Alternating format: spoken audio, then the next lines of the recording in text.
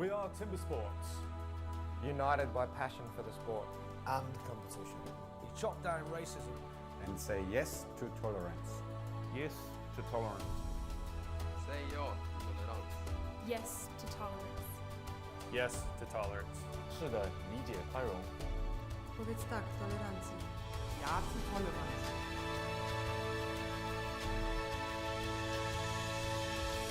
We are Timbersports.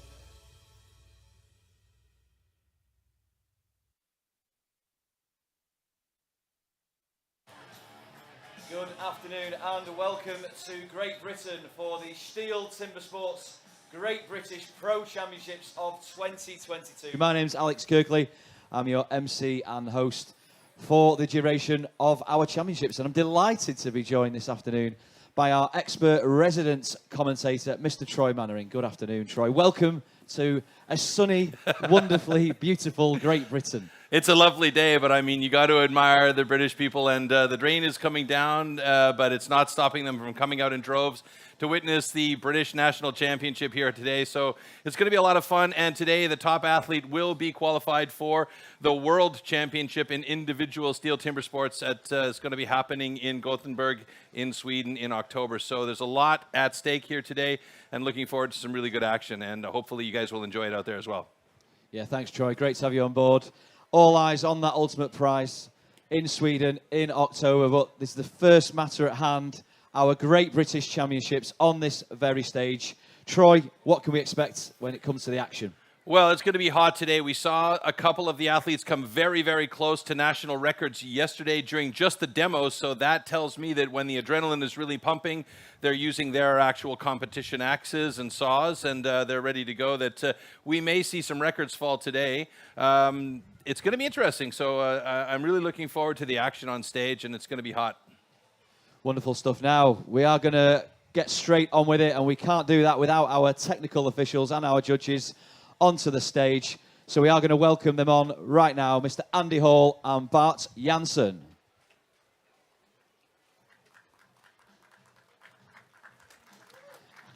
So yeah, no event is complete without our judges and technical officials right on cue.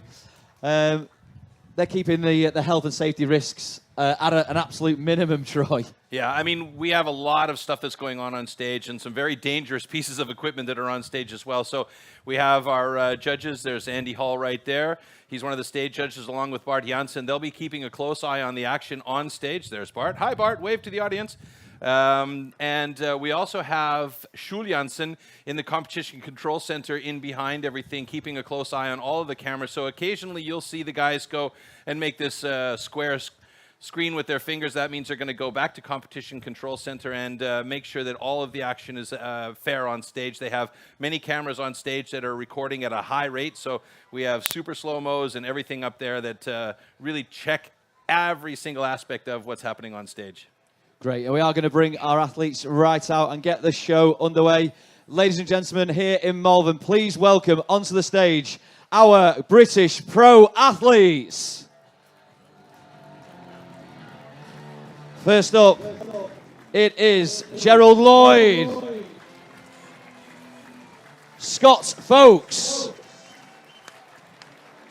George Spencer, Joe Groom, Ossian Williams, Bill Huarkey, Terry Huff, Glenn Penlington, Graham Turner, Johnny Lewis, and Tom Redmond. We still have no update. Those are your 11 pro athletes who are going to be fighting it out to become this year's Great British Timber Sports Champion.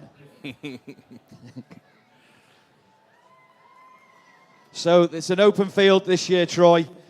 We've got to say we're looking at a favourite here of Glenn Penlington, having come so close in previous years. Yeah, well, I mean, he's got the national record for the Springboard, so we'll be looking for him to do well in that. He had a great Springboard yesterday during one of the demonstrations, and you can't just say that he's the only guy that's going to maybe make it. There's a lot of other guys on stage that are vying for that top spot. Remember, it's only the top guy that's going to be qualified for the World Championship in individual. So there's a lot of action going on here. Now, we've got these 11 guys. That means we're an uneven number, and that means there's going to be every once in a while a single person on stage for a heat. Now, that's not head-to-head elimination in this case.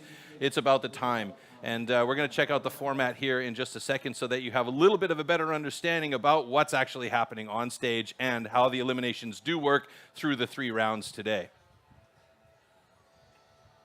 Individual competition. In the first round, all athletes compete in 3 disciplines: the underhand chop, the stock saw, and the standing block chop. The times achieved will be converted into points upon completion of each discipline.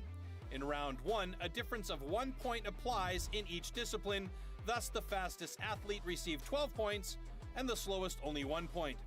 Any rule infraction will result in a disqualification and the athlete will receive 0 points for that discipline. At the end of the first round, the athletes with the lowest scores are eliminated. Only 8 athletes make it to the second round. In this second round, the remaining athletes compete in the single buck and the springboard for increased scores. With 2 points difference between placings, the fastest athlete now receives 16 points and the slowest receives 2. The 2 athletes with the lowest total points are eliminated at the end of round 2. Only the top 6 reach the third round. In the third round, anything is still possible in the hot saw, as an increased score interval of 3 points applies in this final round. The fastest athlete can score up to 18 points at the hot saw, the slowest only 3 points. The athlete who manages to achieve the highest total score across all 3 rounds is the new champion.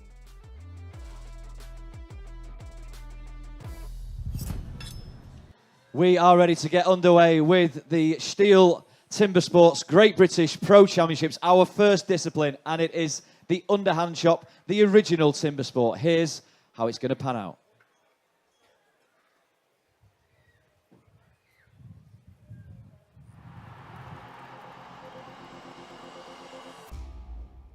The axes used in timber sports definitely can't be bought at your local hardware store. Made from special steel, the blade is hand sanded with an angle of 13 to 16 degrees. It's custom built and carefully adjusted for each competition. The weight is around 3 kilos and it's about 80 centimeters long. The blade is so sharp that you could shave with it.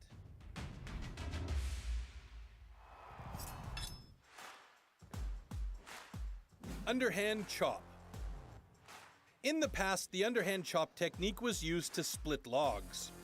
Standing on a horizontally anchored block, the athletes cut through a 32 centimeter log. The block has to be worked from both sides.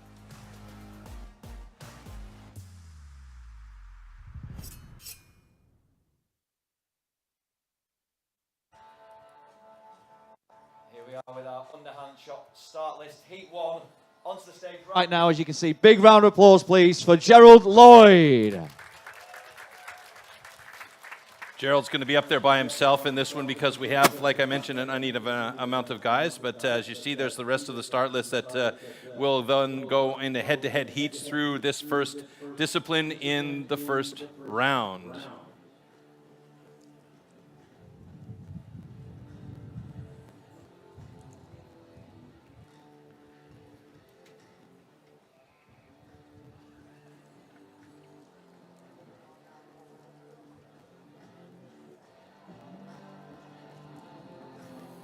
So there you see a little bit of the information about Gerald Lloyd.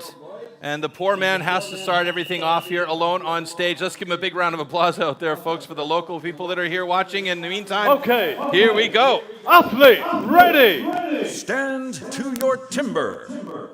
3, 2, 1, go! Starting right away with some big drivers on the right-hand side of that block, and he wants to get through that first half of the block as quickly as possible and turn around right around about the 20-second mark. Let's see if he can pull that off here.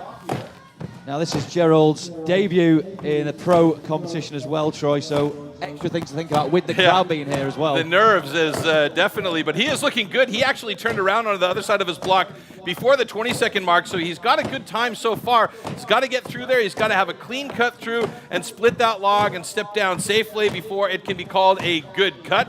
But he's looking very good, coming close. A few more drivers should do it. It's looking like it's wiggling here. Come on, Gerald, you can do it one more, and there it is. He's done with a time of 39.05. That's a personal best for Gerald, so that's fantastic.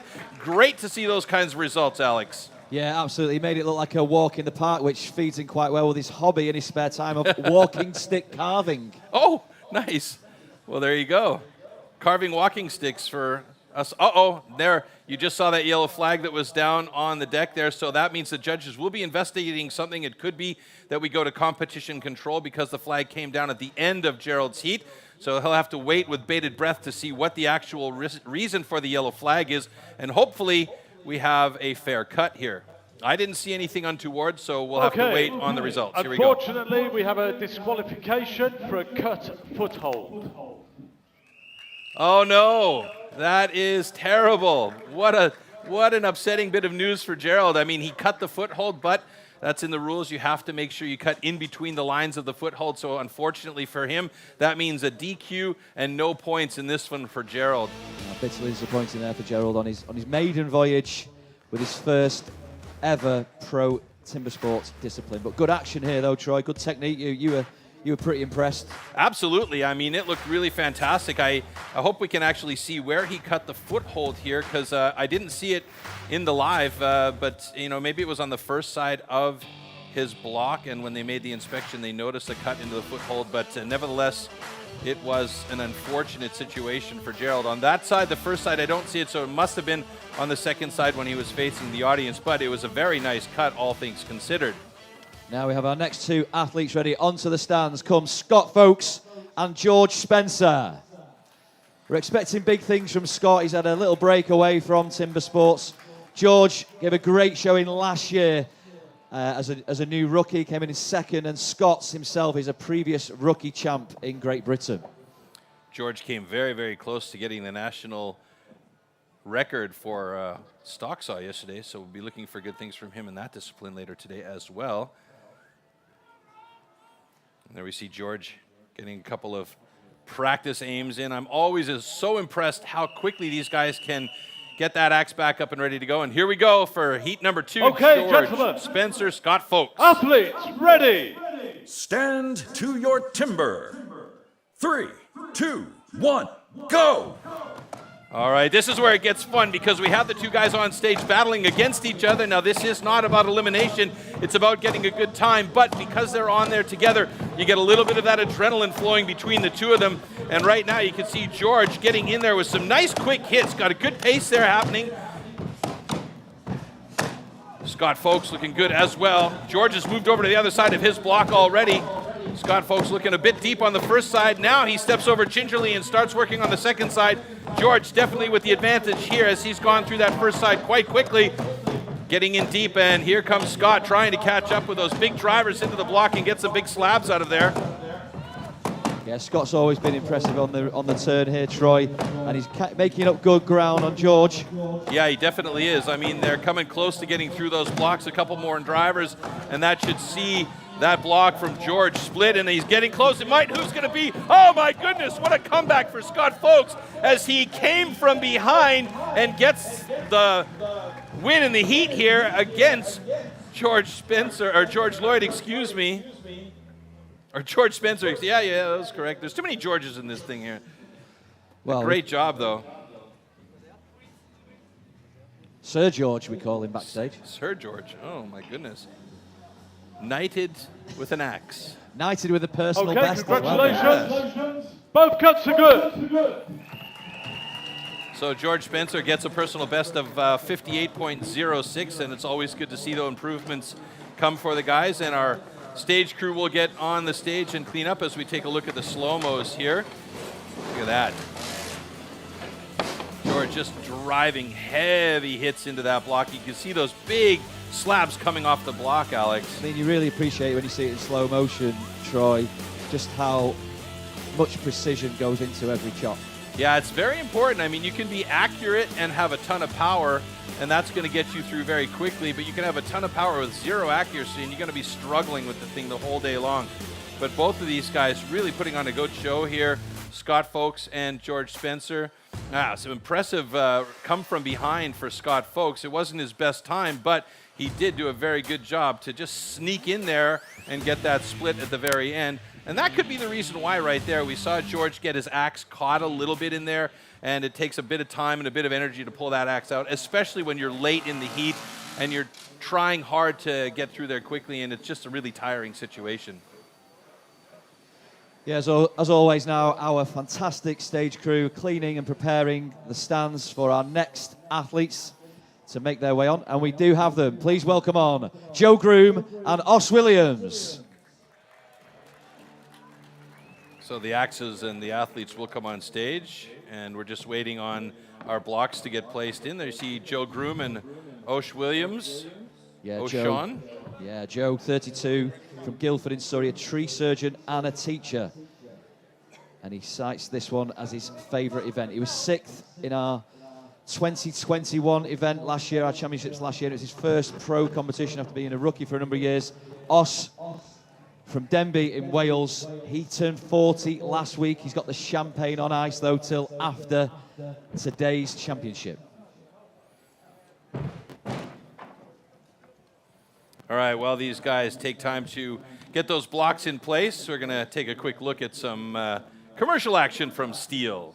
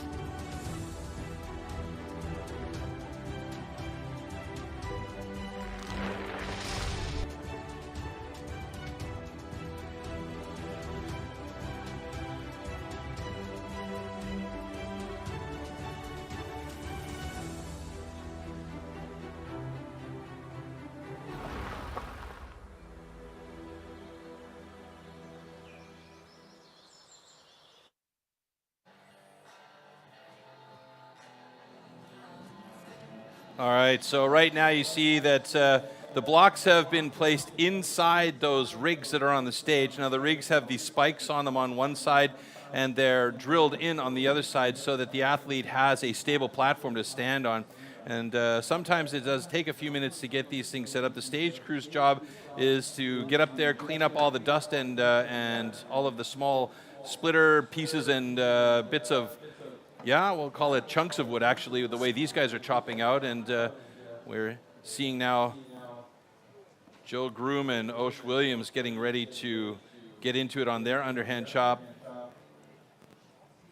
So we are appearing to be ready. And we'll get going with heat number 3 with Joseph Groom and Ocean Williams. Okay, gentlemen. Athletes, ready. Stand to your timber. 3, 2, 1, go! Coming from on high, Joe Groom just hammering away right away. Os Williams had a great underhand chop in one of the demos yesterday, looking good now as well. And again, we ask ourselves, who's going to come around to the other side first? Will it be Joe Groom or Os Williams? It's going to be Joe Groom. He moves over to the other side quickly and starts working with some big, accurate drivers into that second side of the block. But that doesn't mean Os Williams is out of it here. As we've seen earlier on with Scott Folks, he came from behind, but Joe Groom's got a good solid lead. Os Williams really trying to put some big slabs out of there, but it looks like a massive lead by Joe as he swings that axe through. Wow, that was great control from Joe Groom and a 41-46 personal best for the big man. That was really impressive from Joe. He's started the day off extremely well there, like you say, Troy. Personal best 41.46. A great start for Joe. Yeah, Osh Williams struggling a little bit on the second side here with some big sticks from that axe, and it's starting to wiggle now as he starts to get through there, but it's a tough one. And now, finally, that final driver and puts him, as you see the orange number 4 there, that puts him in 4th place overall in the standings after the underhand chop result is through. Osh Williams in 4th place in the underhand chop also. So that's our standings at the moment, with Joe Groom being on top with an absolutely blistering time of 41.24. Okay, congratulations. Both cuts are good. Now, when it comes to the points, Troy, it's a sliding scale. The top athlete in each discipline will get the full 12 points. And then it's a sliding scale down, 11, 10, 9. Exactly right, yeah. But those points, this is where it gets interesting when we move into the second discipline, because those points start to change and the positions start to change around. And each guy has a discipline that he likes a little bit more. So somebody that is strong on the underhand chop may not be so strong on, say, the single buck or the stock saw. And we'll see the whole scale start to change a little bit. So you've got to be a really well-rounded timber sports athlete to be able to keep those points stable and steady throughout the entire competition. And there you can see the background and the absolutely tough people here in the UK or in the Great Britain, just enduring the rain as we go on here. It's just fantastic. We had bigger crowds today than we did yesterday during blistering sunshine. They are hard people. I saw one man eating an ice cream 5 minutes ago. Perfect. All right. Next up, Bill Hawkey going up against Terry Hoff, the Hoff. Dare I say, the two elder statesmen of British timber sports. Yeah, Bill recently turned 60, ladies and gentlemen. And Terry, this is his 8th out of 9 timber sports championships. Great to see both these boys competing as pro athletes once again. Okay, gentlemen. Athletes, ready. Stand to your timber. 3, 2, 1, go!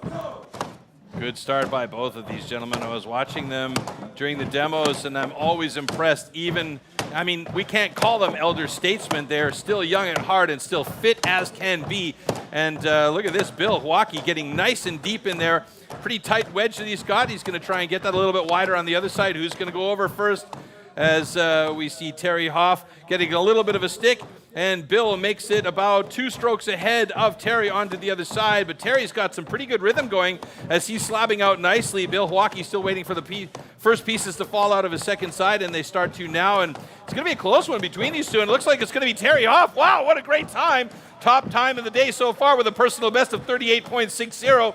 He came from behind, coming around to the other side about 3 strokes behind of Bill Hawkey. Bill now really having trouble on that second side. Maybe he was a little bit too steep on his angles on the first side, but he's through in a 52.94. So a great job by the Hoff as he gets through in 38.60 and a personal best and takes over the top spot in the ranking. Yeah, no hassle for the Hoff. Once again, he always puts on a show, as does Bill. Great work from both our athletes.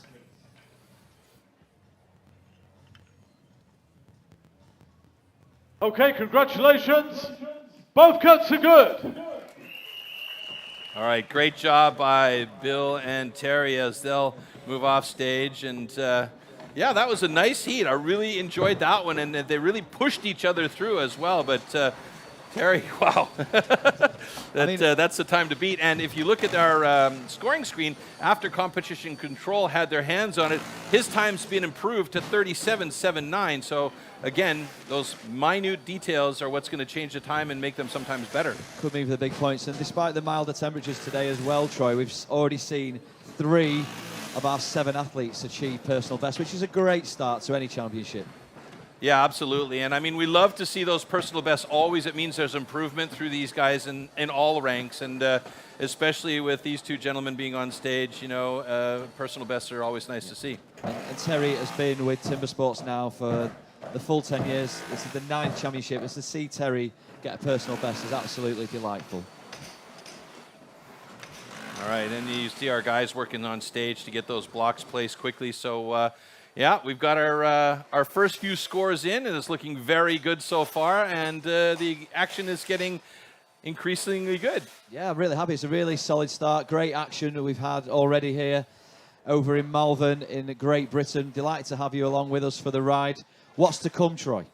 Well, I mean, we've got 3 disciplines in the first round, and after that first round, the bottom 3 athletes are going to drop out. We're going to take the top 8 and move on to the second round. In the second round, we'll have the single buck and the springboard, which is a very challenging pair of things to do. In particular, the springboard, we'll see that a little bit later on. And then from that round, we're going to drop 2 more athletes out and go with 6 into the final round, where we have the Motor Mania Hot Saw for all of you petrol heads out there. And it's about the loudest thing you're going to hear on this area at all today. It is absolute maniac how loud those things get. But first of all, we've got to get through this first discipline here, underhand chop, and then we're going to move on and see where our points take us after that. And the next heat coming up has one of the favorites here today with Glenn Penlington, so it should be interesting to see how he does. Yeah, this is Glenn Penlington, 31 years of age, from Knighton in Wales, builder by trade. He's been chopping since he was 15, and he was second last year in our British Championships of 2021. He has the bit between his teeth. Yeah, it's his chance to really get an opportunity to go on to the individual world championship in Sweden. However, he's up there on stage with Graham Turner, who's no slouch. He's a big, powerful man with plenty of skill in this discipline. So it's about trying to get those points and get a quick heat, but also stay consistent, because you also want to make sure you try not to get any disqualifications along the way, because a DQ means 0 points for that particular discipline. Yeah, this is one of Graham's favourite events as well. Graham from Pennychuck in Scotland. I mean, he's kept on his toes by the fact that he owns 6 Labradors, and he's actually qualified for the European Trophy as well this year. Anybody who owns that many Labradors is okay in my books. There he is. So time to beat at the moment is held by Terry Hoff at 37.79, a personal best for him. So that gives these guys a target to look at when they get going here, and they'll step up onto their blocks and Okay, get ready to gentlemen. go. Athletes, ready! Stand to your timber. 3, 2, 1, go! And right away you can see Glenn Penlington with a little bit of a quicker resonance in those drivers, but Graham getting right in there with them and starting to hit a little bit faster. And these guys are working through that first side quite quickly. You can see the difference here though. Graham has the power hits, Glenn working for a little bit of accuracy and speed. And wow, was he ever quick onto the other side of that block. He moved over like a jackrabbit running away from a dog. Graham right there with him. He's getting a little bit over to the right side of his block, though, as he starts to increase the pace here. Now, this is interesting. Both of these guys getting in sync as they step down. Oh, and it's Glenn Penlington in a fantastic time of 34.75. Graham Turner looking to get through that block as quickly as possible, struggling on the backside. He tried to pick up the pace, but now it looks like he's breathing heavy a bit with a time of 48.47. So Glenn Penlington moves to the top of the ranking with a great time of 34.75, and Graham Turner with a 48.19, currently sitting in 4th place in the overall standings. Nice heat. Okay, congratulations. Both cuts are good. I was a little worried for Graham there because it looked like his axe was drifting a little bit over to the foothold, but that meant that we're all good here with that thumbs up. Yeah, as we saw there, Glenn Penlington moving to the top of the leaderboard with a full 12 points with a time of 34.47. Great family history and heritage with the Penlingtons, particularly in the chopping disciplines. Dad Bob recently retired from STIHL Timbersports, and in fact Glenn's sister Zoe became our first ever female Great British Champion yesterday, so making history with us here in Malvern. Placing a little bit of pressure on him at the moment as well, yeah? Well, this is the thing, you know, this is potentially Glenn's time to shine in 2022 after coming second, our runner-up in 2021. But one man who was second, best finish of second in 2019, Johnny Lewis. Johnny be good. He's performed at 8 of our 9 Great British Championships. And he's got a fan club here. here. He has got the fan club with him. And all the way from Bear Regis in Dorset, 36 years old, Tom Redmond, also on the stand. And both of these guys have under 25-second personal best, so this should be a blazingly good heat today. There we see Tom Redmond. Couple of gentle giants on the blocks right now. Here we go. Athletes, ready. Stand to your timber. 3, 2, 1, go! So Tom Redmond right close to you there. John Lewis on the far side, missing the hair. Throwing a little bit of poetry out for our fans in the audience here. And look at this, wow! John Lewis just jumped over like a jackrabbit as well. And look how quickly he's moving that axe. He's taking on that Australian style. It's gonna go. It's gonna go fast here. It's gonna be close as Tom Redmond trying to get through there. And it's a nice time by John Lewis at 26.66. That will definitely get adjusted. Meanwhile, Tom Redmond trying to get through, getting stuck with a couple of those big drivers.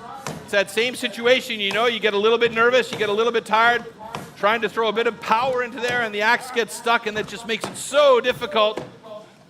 Should be one, maybe two more drivers. There's just one driver for him. 51.55, sorry.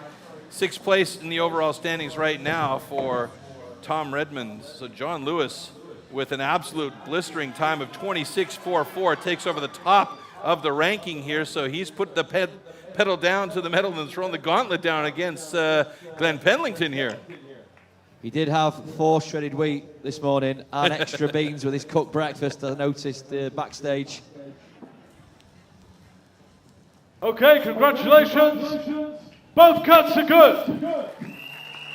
You know what they say, beans are good for the heart.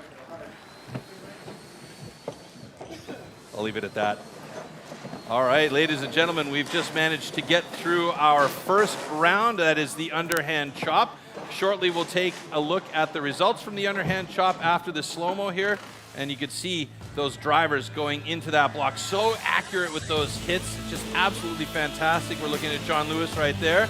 And you'll notice these guys are wearing very, very soft shoes. You would think, oh my goodness, why would you want to not wear steel-toed boots? Well, the reason being is you need to have that flexibility on that block and the grip as well. But underneath, they do have safety socks that are made of chainmail. So if they do happen to impact their foot, there's no risk of cutting their toe off or something like that. So they are safe. That's the reason why, though, that they wear those soft shoes on those blocks. Yeah, you definitely don't want to lose a toe. No. In the first discipline. That would be an unfortunate situation there, to say the least.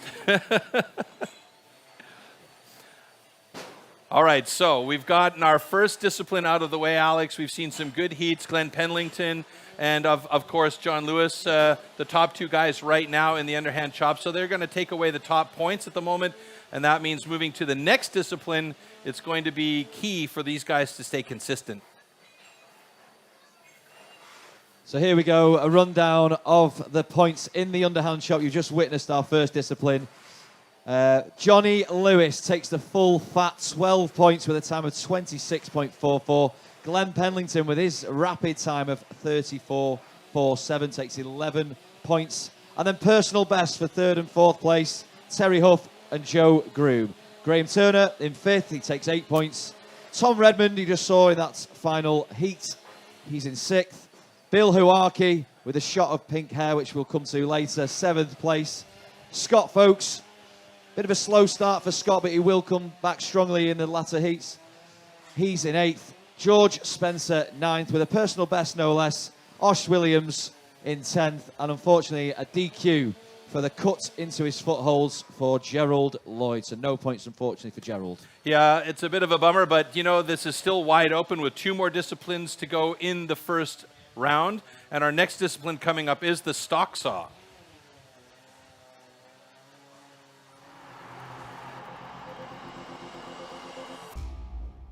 The STIHL MS661CM stock saw is used in STIHL Timbersports as the ultimate test of operator skill.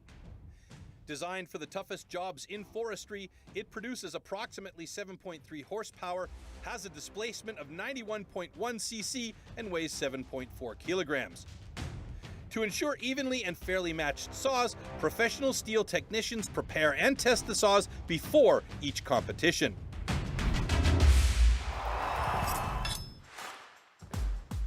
Stock saw. After the starting shot, the contestants have to cut 2 wooden discs, so-called cookies, within a 10-centimeter mark, one downward and one upward. The attempt is only valid when both discs have been cut off completely and within the marks.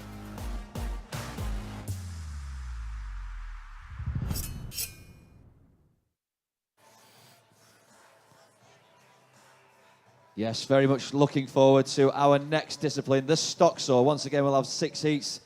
There'll be the first athlete taking the stand on his own. That'll be George Spencer. Troy, talk to us about the type of chainsaw being used in this particular discipline. Well, as we just saw, and for the folks here that are local that didn't see the actual or hear the actual video, this is an MS661. Basically, the same saw that you can buy off of the shelf at your local steel dealership. There's been no adaptations to the motor at all, no adaptations to the bar or the chain. And here we go with George Spencer, who had a very, very good time. He said national record is 10.60. That's held by Elgan Pugh, and he was very, very close with a 10.99 yesterday. So let's hope that he has a good day today and can get himself a national record or even better. Yeah, I was talking to George last night. He got himself to bed early, so he is well rested. Yeah. Unfortunately, the personal best that we just saw of 12.67 was from an official Warm up your competition. saw. So we're going to be crossing our fingers for George here.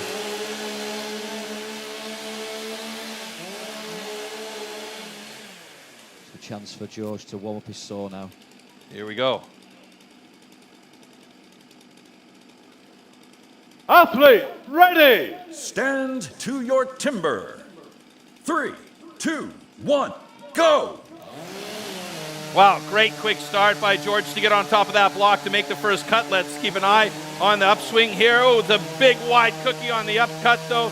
Getting close to the top, and it's going to be a good time. It's a new personal best for George with an 11.31. That's been corrected quickly to an 11.21 from the CCC, the Competition Control Center. That's a nice cut by George. He's got himself a personal best, and right now he's atop the stock saw results. Yeah, well done, George, and a nod from our judge, Andy. Gives him the all clear. Thumbs up to the cameras as well. To everyone around the world. And he's just going to take the official result from... Okay, congratulations. The cut is good. Nice. A personal best, that's always good to see. We say that often and every time. I like to watch George around the compound a little bit as well. He's a very mental kind of athlete. And I don't mean that he's crazy. I mean that you see him actually doing practice swings as he walks through the compound. It's almost like he's flowing to music, but he doesn't have headsets or on anything. If we look at this first cut here from George, really nice cookie, super even, super centered. The second cookie was a little bit wide, and they say thin to win here. The reason is the wood doesn't bind as much if it's a thinner cookie, but he swung over and under a little bit far on that second one, but he was within the 10-centimeter mark. So the cuts was good. He had 2 good cookies on the deck, and so that makes him safe with a personal best. And the wood, Troy, is all important in our events. Poplar is the main wood that we use for STIHL Timbersport Series competitions in Europe, with white pine commonly used most for like the single book events. But the quality of the wood today, how's it looking? What are the athletes saying about it? Well, everybody said it's pretty good, so I don't think there's any complaints. But at the end of the day, they're all getting the same wood, so there's nothing to really to really fight about. Everybody's got the same conditions. Okay, here we go with our next heat. And onto the stand we have Bill Huaki and Gerald Lloyd. Yeah, just a word on the shock of pink hair that you see on top of Bill's head. A show of solidarity, a show of support to some of his friends who unfortunately are suffering with cancer right now. So Bill has a heart of gold and he's looking out for his buddies. Okay, gentlemen, warm up your saws. Now, the reason behind warming up the saws is to get the saws started and running, a couple of quick blasts on the trigger to get that motor warm. Then they'll put them back on those specially designed rubber pads that are on the floor to have the saw in exactly the right position to make sure it doesn't hop away from them like it used to in the old days. And now we'll get going with the heat. Here we go. Stand to your timber. 3, 2, 1, go! Oh, good start, but a bit of a cutout by George Lloyd there. He had to reset. That means Bill Hawkey has an advantage going on to his cut-up. And now here comes George Lloyd trying to catch up from behind. Bill Hawkey, it looks like he might have had a cutout as well in his second cut. We're going to have a look at this a little bit more closely. When the judges get in there and check those cookies, you can see Bill Hawkey is upset, though, as he took a fairly wide second cut and didn't have any room to make a third cut to get a fair cookie. And there you see the flag on the play and an incomplete cookie. That is going to be a disappointing result for Bill. Yeah, you'd have thought as well with Bill's experience. Okay, unfortunately we have a disqualification for cutout disc. However, this cut is good. And that's really heartwarming as well for Gerald. His debut at Timbersports, Troy. Yep. The 45-year-old farmer from Knighton in Wales, particularly in British Timbersports, the Welsh guys bringing the big tradition, the big experience to our event. So it's great to see a debutant here as we continue that heritage. And we take a look at Bill's first cut here. He had quite a wide cookie. Didn't leave him a lot of margin for error if he had a wide swing over. And this is what happened when he went for his second cut. He had to reposition that saw, and there you could see the cutout on the bottom of the bar, and he didn't have a clean second cut. And as he came to the top, the angle was so wide that, so steep that he didn't have any room left in that 10-centimeter gap to recut. And you could see him looking at it and thinking about it, but then, you know, there was no chance for him at all. Such fine margins, no room for error. And you lose points in an event, is it easy to claw them back up? We've got Bill will have 4 more disciplines after that. Everything can change, like you said, though, Troy, when you look at those leaderboards. Yeah, that's later down the true. line. That's very true. It's still to play for here, so there's plenty of room. There's mistakes going to be made by everybody. We just have to try, like I said, to be consistent, as clean as possible. Okay, we have our next 2 athletes. Graham Turner, the proud Scot, who is joined on the stand by 29-year-old Scott Folkes. Scott Folkes was from Knighton in Wales. Scott Folkes was British rookie champion a couple of years ago, wasn't he? Yeah, correct. 2016. He was 4th in his last appearance in 2019. Okay, gentlemen, warm up your swords. So Scott Folkes could theoretically be that dark horse today to really challenge for the top spot. He's shown a lot of potential and a lot of very, very good skill. So let's see how he does here against Graham Turner in the stock saw, excuse me. Athletes, ready! Stand to your timber. 3, 2, 1, go! Oh, very nice start by both of these guys. Check out the style from Graham Turner. Oh, he's got a very thin cookie. He's cut himself out. He's going to have to rethink this and go back and cut a third cookie to get a fair cut. He knows it. He's got himself set up. But Scott Folkes with a great time. 12.68 seconds.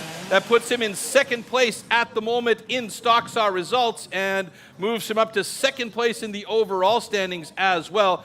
Graham had a bit of a problem with that first cut. He cut out and realized it. Good job by him to realize it. He got the nod from Andy Hall, so that means the cut should be good, but he wasted a bit of time cutting a third cookie to make sure he had 2 on the floor. Congratulations. Both cuts are good.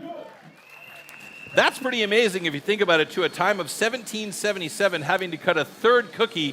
So he would have been quite fast without that third cookie having to be cut.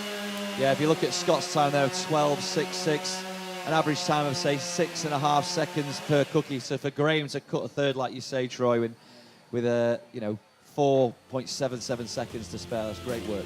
All right, let's take a these slow-mos here. And it was just the angle of the saw by Graham that caused him the problem. You could see the blade of the saw, or the bar of the saw, cut out the bottom. He realized it, though, which was good, so he made a thin cut on his second cookie, went back and recut the third cookie. You see Scott Folkes there with a nice, clean finish. And here you see it again. The angle was just a little bit off, and that's a bit of an unfortunate situation. Okay, I lied. It's a bit of a thicker cookie than I thought, but you see his angle changes a little bit, but he had enough room at the end, and this is the problem that Bill had earlier on. He didn't have enough room to cut a third cookie, and even though he knew he had to cut one, he just couldn't. I mean, Graham's a big bloke anyway, but it's quite a tall stance he has. I noticed with Scott, it's the back leg comes out, and he's got more of a pivot to go with. Yep, that's for sure. All right, heat 4. Keep your eyes on the national record of 10.6. Up to the stand, we see Terry Hoff, his PB 11.45, and Joe Groom, who was competing for the first time as a pro last year, so getting vital experience under his belt. That said, he will want to rise up that leaderboard. Terry's best ever finish was last year with a 5th place finish when we were over in Telford. It's looking very good here today. 3rd in the Okay, underhand gentlemen. shop. He's got an opportunity Warm to up your really jump up the swords. standings here.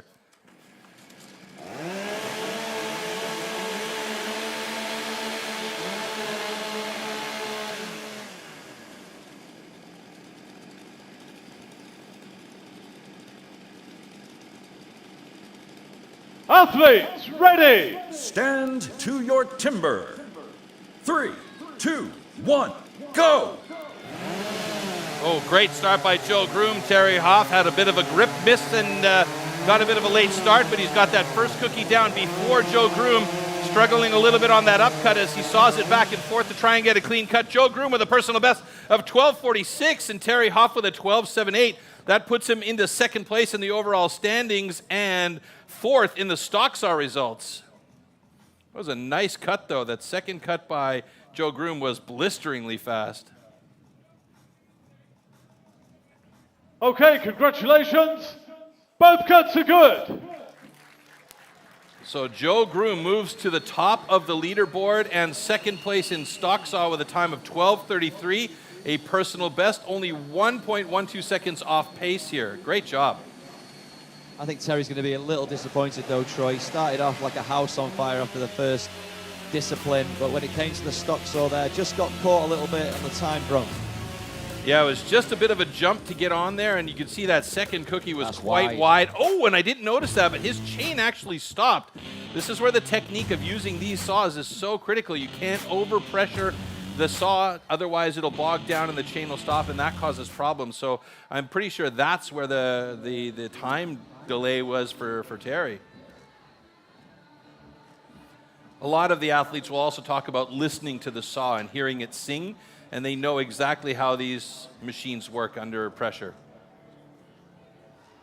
Heat 5 here at our STIHL Timbersports British Pro Championships of 2022 in Malvern. Tom Redmond now and Glenn Penlington. So Tom Redmond featured at his first champs last year and came 3rd. What a start for him. So if he can improve on that. Yeah, he seems a pretty relaxed guy on stage, not putting a lot of pressure on himself. Okay, gentlemen, warm up your swords. He did also say that he was gassing Glenn a little bit to put the pressure on him, so who knows what kind of mind games are going on backstage between these two guys, and now they're on stage against each other in the Stocksaw. Athletes, ready. Stand to your timber. 3, 2, 1, go! Oh, great start by Tom Redmond. Two different style of angle here as Glenn Penlington gets deep with the front of the bar, and it's going to be a close one as they come through the upstroke. Tom Redmond looks like he's got a good cut, an 11:09 personal best, and Glenn Penlington with an 11:96, and both of them move up to 2nd and 3rd places respectively on the Stocksaw results. Good results for both of these guys and keeping themselves in the mix in the overall standings, as Glenn Penlington now has 21 points in total, and Tom Redmond sitting in 3rd in the overall standings with 18 points. Both cuts are good. So great job there. You can see on the orange field with the white number, that's the overall standings, and the orange field bottom of the name bar with the black number, that's the result in the discipline. This is a good cut by Glenn Penlington, though, nice and thin. Tom got straight to it. It was straight on the wood as soon as the gun went. The only thing there is that bottom swing, he let it push through a little bit too far, and the swing was a good 3-4 centimeters away from the block, and I believe that Tom was just a hair quicker on the upcut, but it was a very tight heat between these two guys.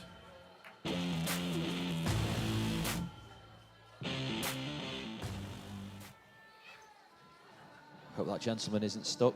Well, there's a great view from the Ferris wheel to watch the action here on the main stage.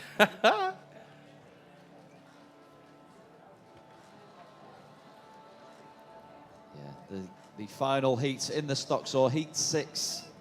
Osh Williams and Johnny Lewis, all the points to play for. The question I have here is, why so serious? Well, Osh is taking this extremely serious this year. He has a steely determination the whole weekend we've been here so far. He does. He means business.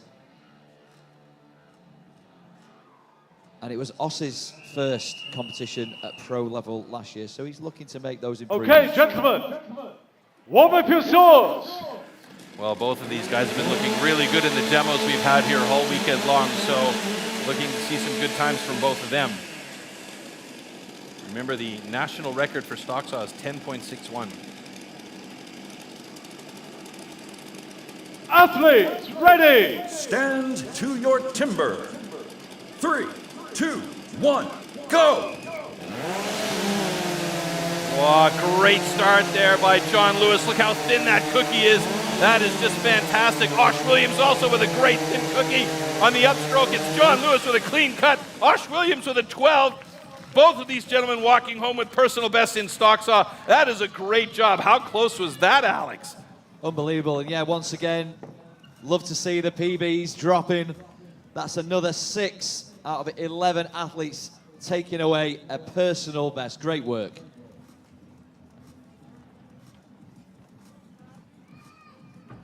That was a nice heat between these two Okay, guys. congratulations. Both cuts are good. And even someone as experienced in a season as Johnny Lewis getting a personal best of 11.69. He's been doing this particular discipline for years and years, Troy. All right, we're going to take a look at the graphics here for the Stocksaw. George Spencer with the fastest time of the day at 11:21. And then John Lewis right behind him in 11:69. Tom Redmond not that far behind in the third with an 11:77, and Glenn Pendleton with 11:90. And that means there's going to be a bit of a shift in the overall standings. This is what we talked about, because now we see that in the overall standings, John Lewis, who just cut the second fastest time in Stocksaw, moves to the top of the leaderboard. Yeah, and it is Johnny that sits proudly on top. He will move up to top position with 23 points overall. So it's a cumulative over the course of the disciplines. Glenn Pendleton second with 23, hot on his heels. Third place, Tom Redmond, fairly new to timber sports. He's in 17th place, pushing hard. Fourth place, another gentleman who steps up from the rookie circuit to the pros, Joe Groom. He's tied for fourth with George Spencer, another of our newbies. Sixth place, Terry Hoff. Like I said, he will be disappointed with his performance there in Stocksaw. We'd expect more from Terry, but he will come good, as will Graham Turner. He's in seventh, along with Scott Folkes and Osh Williams, all sharing 11 points. And Bill Huarki in 10th with the unfortunate DQ. Gerald picking up his first points in that last discipline. He's now in 11th place. So after the next discipline coming up, we're going to eliminate 3 athletes from the list. So now it's critical that we get into the standing block chop. And in order to have a good standing block chop, you need some good wood. And we do have premium competition wood here at STIHL Timbersports.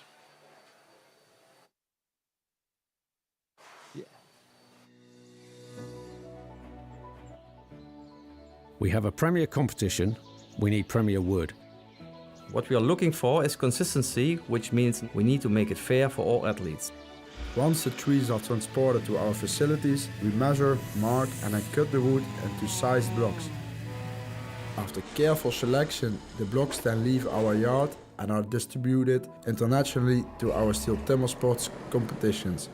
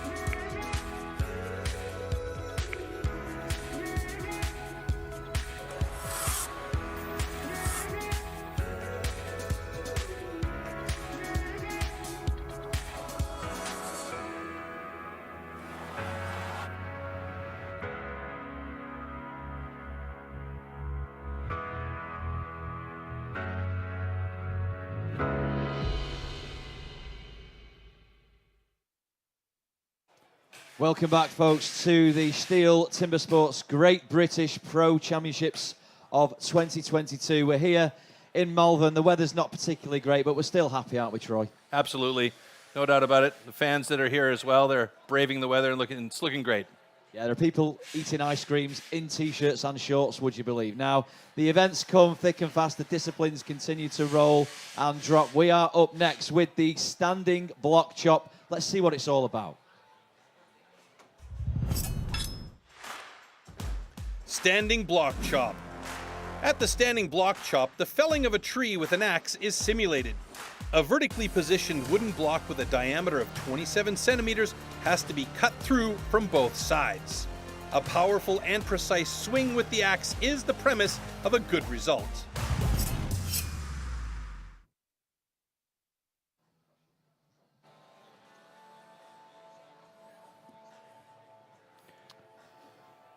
All right, we're ready to rock and roll with the standing block chop.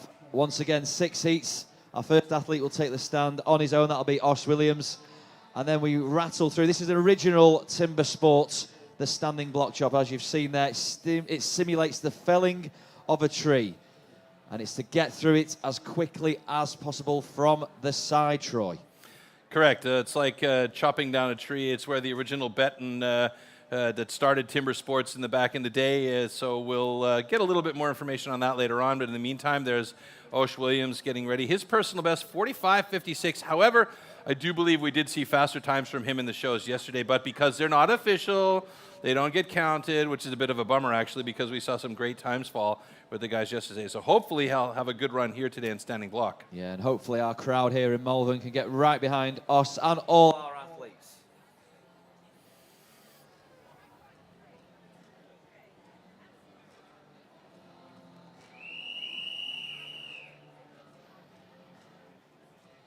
Okay. Athlete, ready. Stand to your timber. 3, 2, 1, go! So the first drivers have to be from the bottom. That's part of the rules here, and that's why you see him set the axe in at the bottom 2 times, and then he starts working through that angle. You can see the markings on that block as well. That's just a guideline for Osh to see when he needs to complete the cutting on the first side and switch to the other side, and you'll see him go around now, and he'll start working on the second side of that block. Some nice drivers going in there as well, slabbing out nicely. This could be a good time and may well be a personal best if he keeps hitting this well. He's got some great slabs coming off of that, and he's not that far off here. So let's see if we can get it through. I started seeing that thing get a little bit loose on top. It could be a couple, 3 drivers to get him through, and hopefully he'll get it in a good time. Oh, he's got a couple of sticky ones there, though. That's caused him problems, and it's not going to happen in this case. So a 50.86, so not the way that Osh wanted to have that, and it was looking so good at the first side, and it just got a little bit sticky on that second side, but he was nice and clean through, and he should have a thumbs up from Andy Hall, our head judge on stage today. Okay, congratulations. The cut is good. Just shy of a PB right there for Osh as well, but he won't be disappointed. He's back for his second ever Pro Championships with us and making great strides. Yeah, you could see these drivers that he was putting in there. He was really well targeted, really good power, maybe a bit too much at the flatter angle, and that's what happens to get the axe stuck in the wood. Just on the second side here, he looked great at the first few hits. The slab started coming out nicely. And right there you can see a nice big chip come out. He was really putting everything he had into it. Look at the eyebrows. They're just up above his hairline as he's really focusing on those hits. And there you can see the axe getting stuck in that. Final driver knocks the block off. And yeah, like I said, not the fastest time that he wanted to have. And there, what you saw there is the skip. The axe skipped up and got caught in the block a little bit. And basically what that means is the angle was a little bit too steep. So there was a couple of small things in there, but those are things that he'll definitely take to the bank. He'll go back and look at slow-mo replays of these and go, okay, I need to change this, I need to change that, because these guys are really technical that way.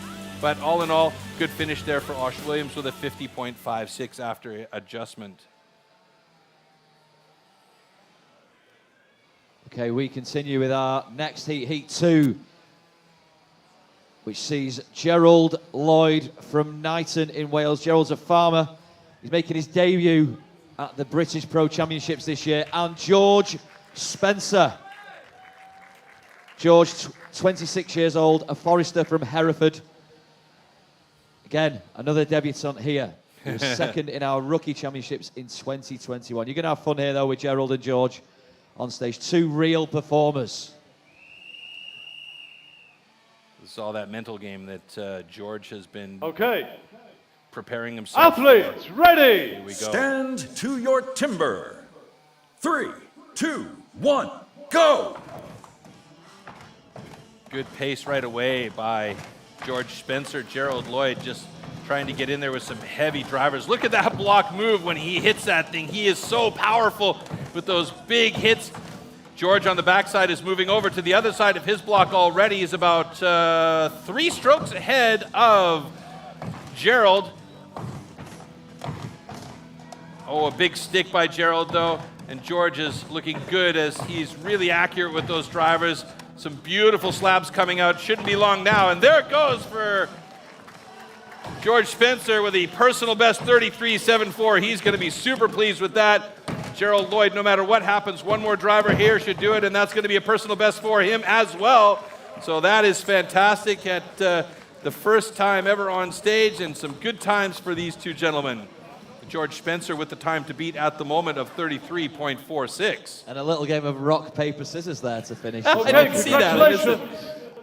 Both cuts are good. Well done, well done. I think that's the only competitive sport I would take on Gerald Lloyd at rock, paper, scissors and feel like I stood a chance.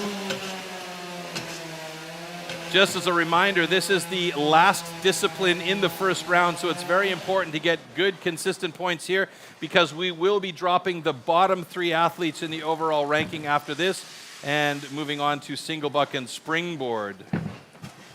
Now, Troy, it's key and it's part of the discipline itself for the athletes to set the stands themselves. Yeah, it depends on the situation, but in this case, yes, they have to set the stands themselves, and they take their own wood up and place it, but they'll also get help. You see Bill now is in there helping out to set up the stands, and there you see Scott putting in a block there. I mean, Scott's going to be competing in this one against Graham Turner coming up, and so he's placing the block, but Bill Hawkey was helping set up the other 2 blocks from heat number 4. So yeah, these guys are putting their own wood in. We did talk to one of the guys earlier. I believe it was the Hoff who said he just didn't put the strap around properly, and when it was one of the demos, so he'll remember that, come back and make sure that strap is on correctly for the actual heats here as the guys set up their blocks. I love how we're now referring to Terry Hoff simply as the Hoff. I love it. I think it's fantastic. Yeah, because in Germany, David Hasselhoff is known as the Hoff. He is here. He is in this country as well. He's, you know, but I was glad to say we've now got our own Hoff.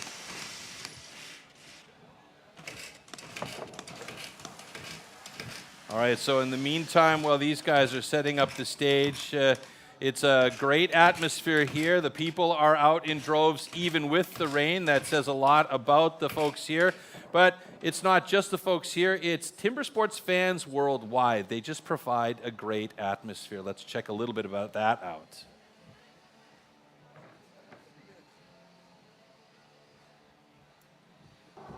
It comes down to Mitch Argent and Shane Jordan battling hard on the standing block. Who is it going to be? Is it going to be Australia or New Zealand? Oh my God, how close is this?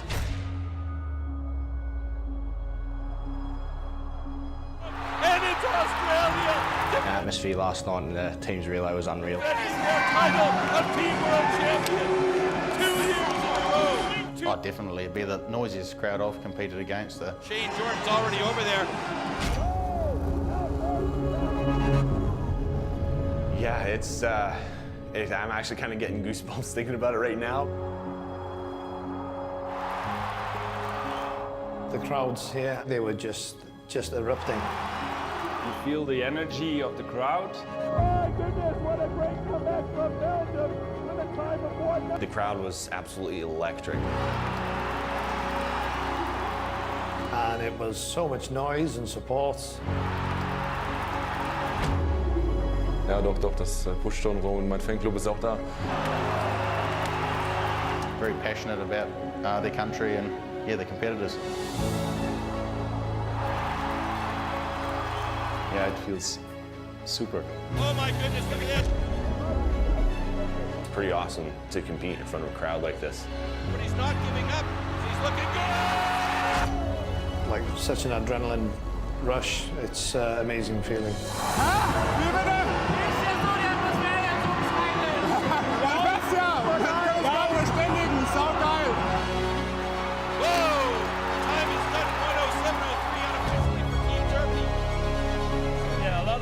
They make a lot of noise, and that's good for our spirit. It's going to be the checker building, and the crowd goes bananas.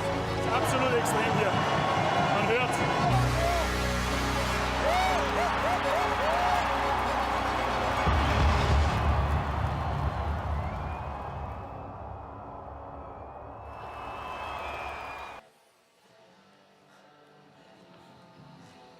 Yeah, despite the rain continuing to lash down here in Malvern, Worcestershire, we have heat 3 of the standing block chop, and it's Graham Turner up on the stand with Scott Folkes.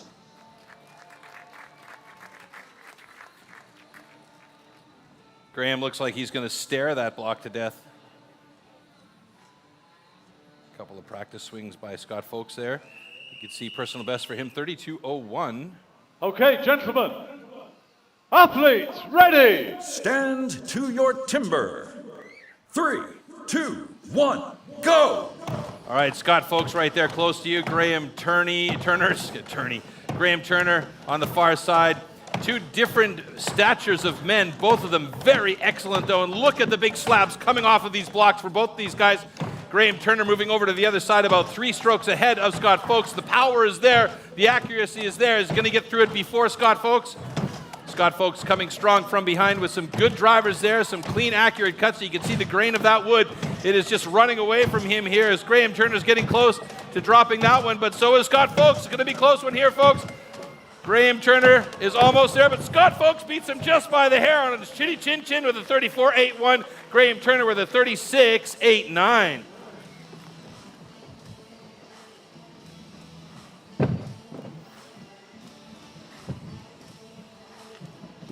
Yeah, Scott's happy with that. Yeah, that was a great heat. I mean, you know, he switched to the other side about 3 strokes behind Graham and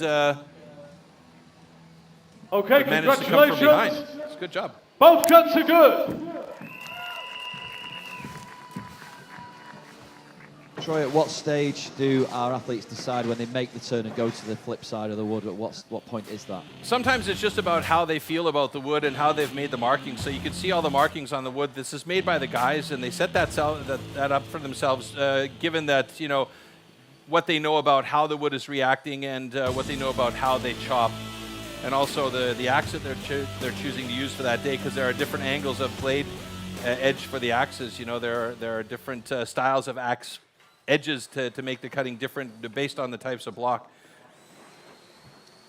Yes, this is now heat 4, standing block chop. Bill Huaki and Joe Groom, 2 big crowd favourites, taking the stand with us here at our British Pro Championships of 2022.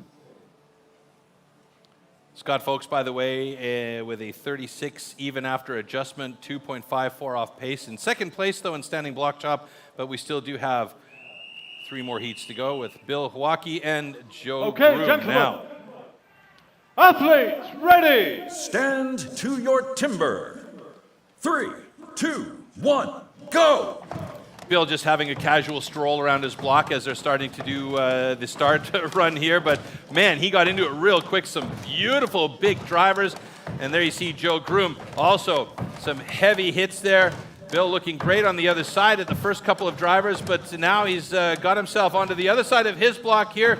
Aims up and starts hitting about 1 stroke ahead of Joe. Joe had a bit of a skip on one of his drivers there on his side, but seems to be back into the rhythm and flow here. So now it's going to be about who's going to get through that block first and what kind of a time we're going to have for these gentlemen. Remember, this discipline is the last one in the first round. So, oh boy, look at that, Joe Groom with a 36.87, puts him in second place in the overall standings and fourth in standing block. And Bill Hawaki with a 45.636 in standing block at the moment, 10th in the overall standings, and a big wave to the crowd.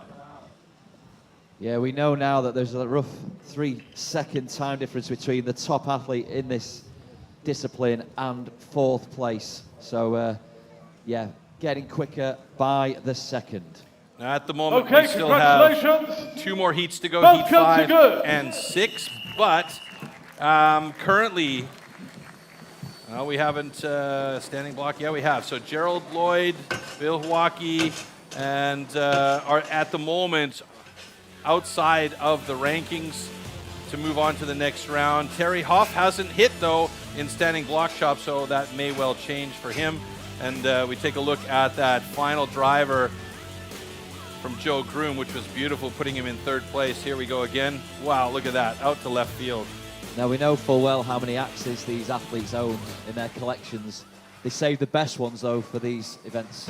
Yes, they do. I mean, we had discussions about this the other day with a couple of guys. They said, can't believe there are athletes out there that are using their competition axes for the demos, and one of them actually put a wave in their competition axe, so that axe is out of the running for any kind of competition here. So, you know, it's a very finicky choice, choosing what axes you're going to use for these competitions here and demos. Yeah, we've got the stage being cleared, as you can see over my shoulder, being tidied up purely for health and safety and to get ready for the next discipline. Troy, how do you feel about what you've seen so far today here in sunny Britain? Well, the action is hot and heavy, and it's going to be fantastic further on as we get into the next rounds and beyond. And, you know, I'm looking forward to keeping going here as we step into it.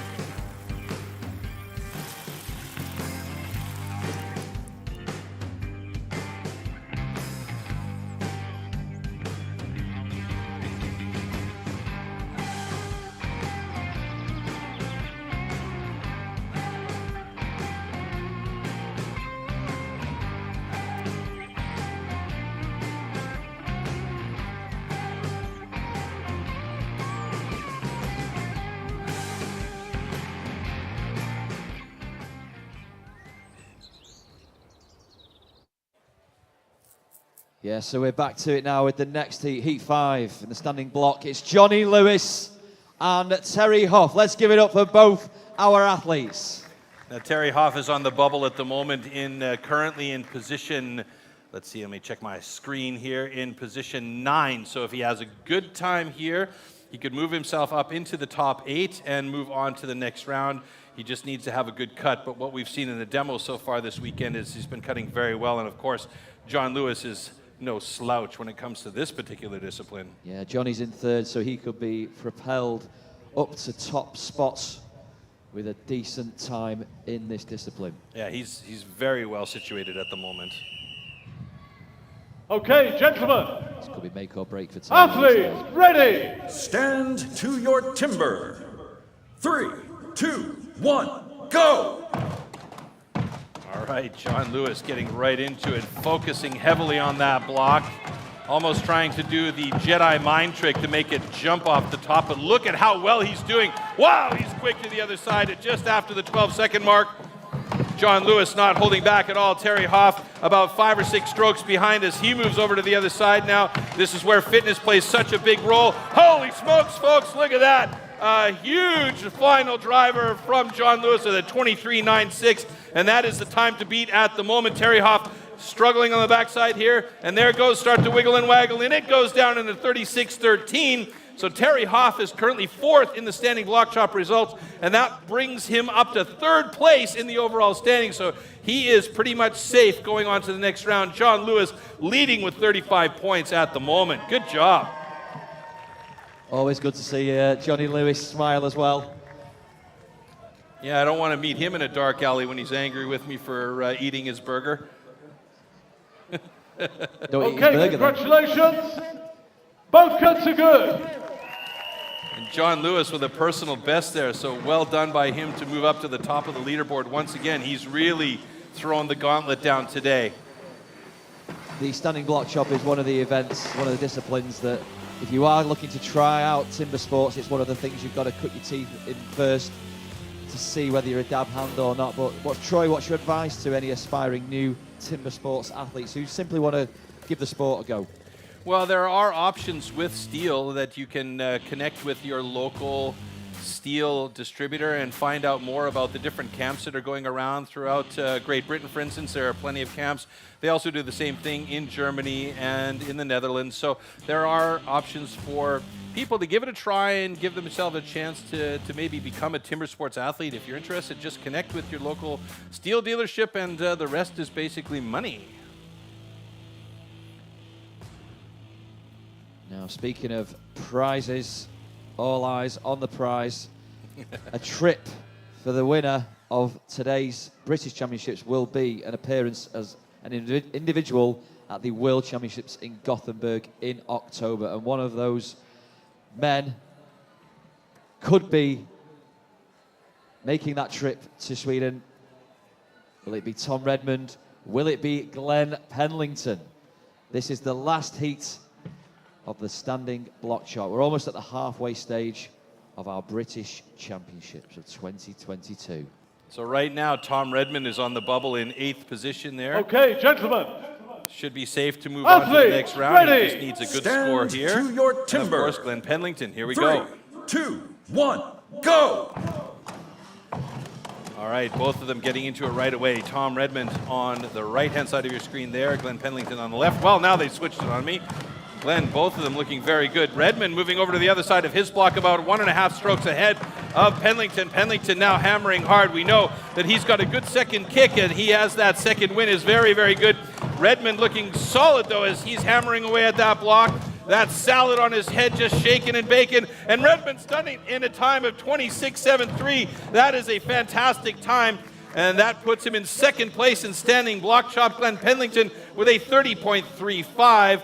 And not the time that he was hoping for, but that's got him in 3rd place in standing block at the moment. So John Lewis still in the lead in the overall. Glenn Penlington and Tom Redmond in 2nd and 3rd places respectively. And that means we are going to lose Ocean Williams, Bill Hawaki, and Gerald Both cuts Lloyd. are good.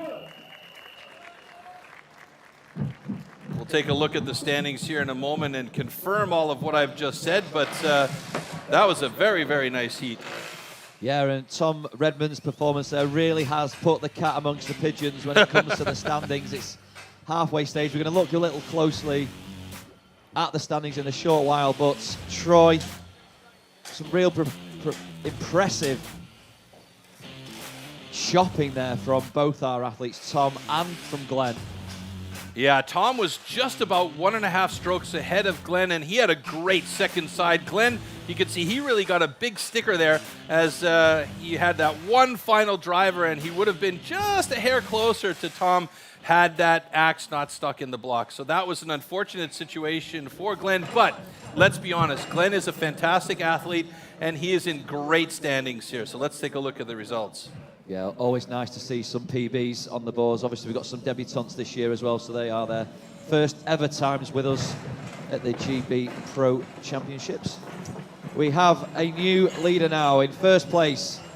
Sorry, this is the standing block chop results, I beg your pardon. These are the points as they're being dished out. So 12 points go to Johnny Lewis, 11 points to Tom Redmond. Glenn Penlington takes 10 of those. George Spencer takes 9. In 5th place on the standing block chop, Terry Hoff, he gets 8 points. Scott Folks posts a 6th place position in the standing block. He gets 7 points. Yeah, Joe Groom, 7th. Graham Turner, 8th. Gerald Lloyd, 9th. Bill Huarki, 10th. And Osh Williams, 11th in that discipline. So let's see how that will affect the overall standings. John Lewis is on top. And there you see how it's going to make the situation change. John Lewis with a good amount of points. Glenn Penlington, let's see how that changes here just a second when they finally put those in. Love the dynamic graphics there. Oh, yeah. Stuff. And now here are the changes. That's smooth. And that means round 2 coming up, we lose Ocean Williams, Bill Huarki, and Gerald Lloyd. Yeah, sad farewell to some of our guys there now. Troy, you've been all around the world with STIHL Timbersports, but you're here in Britain today. It's great to have you here as our resident expert. Thank you very much. Who have you been impressed with particularly so far at the halfway stage? Tom, actually. Tom's been fantastic today. We knew he was good, but who knew he was this good, right? He's been very good, very consistent, and that consistency pays off by seeing exactly where he is in the overall standings in 3rd place. So he is in a prime position to strike for that top spot with 2 more disciplines to go, moving on to the 2nd round, and that is going to be the single buck and the springboard coming up. And those are 2 disciplines that could be a bit of a knick-knack change for these guys. And we also had some fantastic event yesterday. We had a first in British timber sports. Absolutely. We made history here in Malvern yesterday with our first ever female pro championships, and it was Zoe Penlington who came out on top as the gold medal winner. Our first ever female athlete, well worthy of a round of applause again today. And it's her brother Glenn, it's all eyes on him this afternoon. Will he take the top spots for the first time ever in his timber sports career? So let's take a look back at that from yesterday. This is history in the making. Today, we'll crown our first ever STIHL Timbersports British Women's Champion. Hundreds of hours of training, determination, grit has led these athletes to this stage. This is their moment. Stand to your timber. 3, 2, 1, go! Nerves are on edge, the crowd roaring, the lights are all on them. It all comes down to these women and the war. Both girls are good! They're all friends here, but they all want that inaugural top spot to secure their place in timber sports history. It all comes down to an underhand shot. This is epic, this is history, and the 2022 winner is Zoe Penlington. I cannot believe I'm the first person to win the British Women's Championship. I really couldn't have done it without my family behind me, my dad and my brother training me. My mum is here in the crowd, she's just holding me together. And I just can't wait to go on to next year now and give it another go.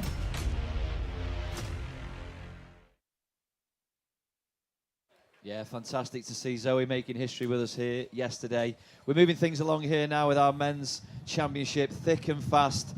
On to the next discipline, the single buck. So let's get under the skin and see what it is all about.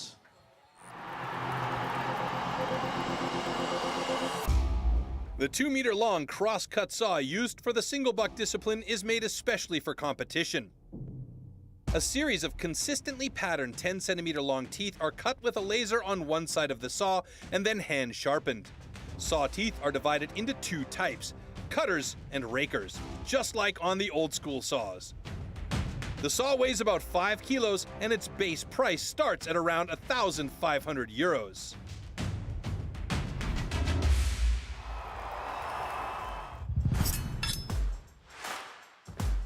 Single buck. The single buck is a one-man saw about 2 meters long. With this, the athletes have to cut off a complete disc of a 46-centimeter thick wooden block. The perfect interplay between rhythm and strength is the key to success.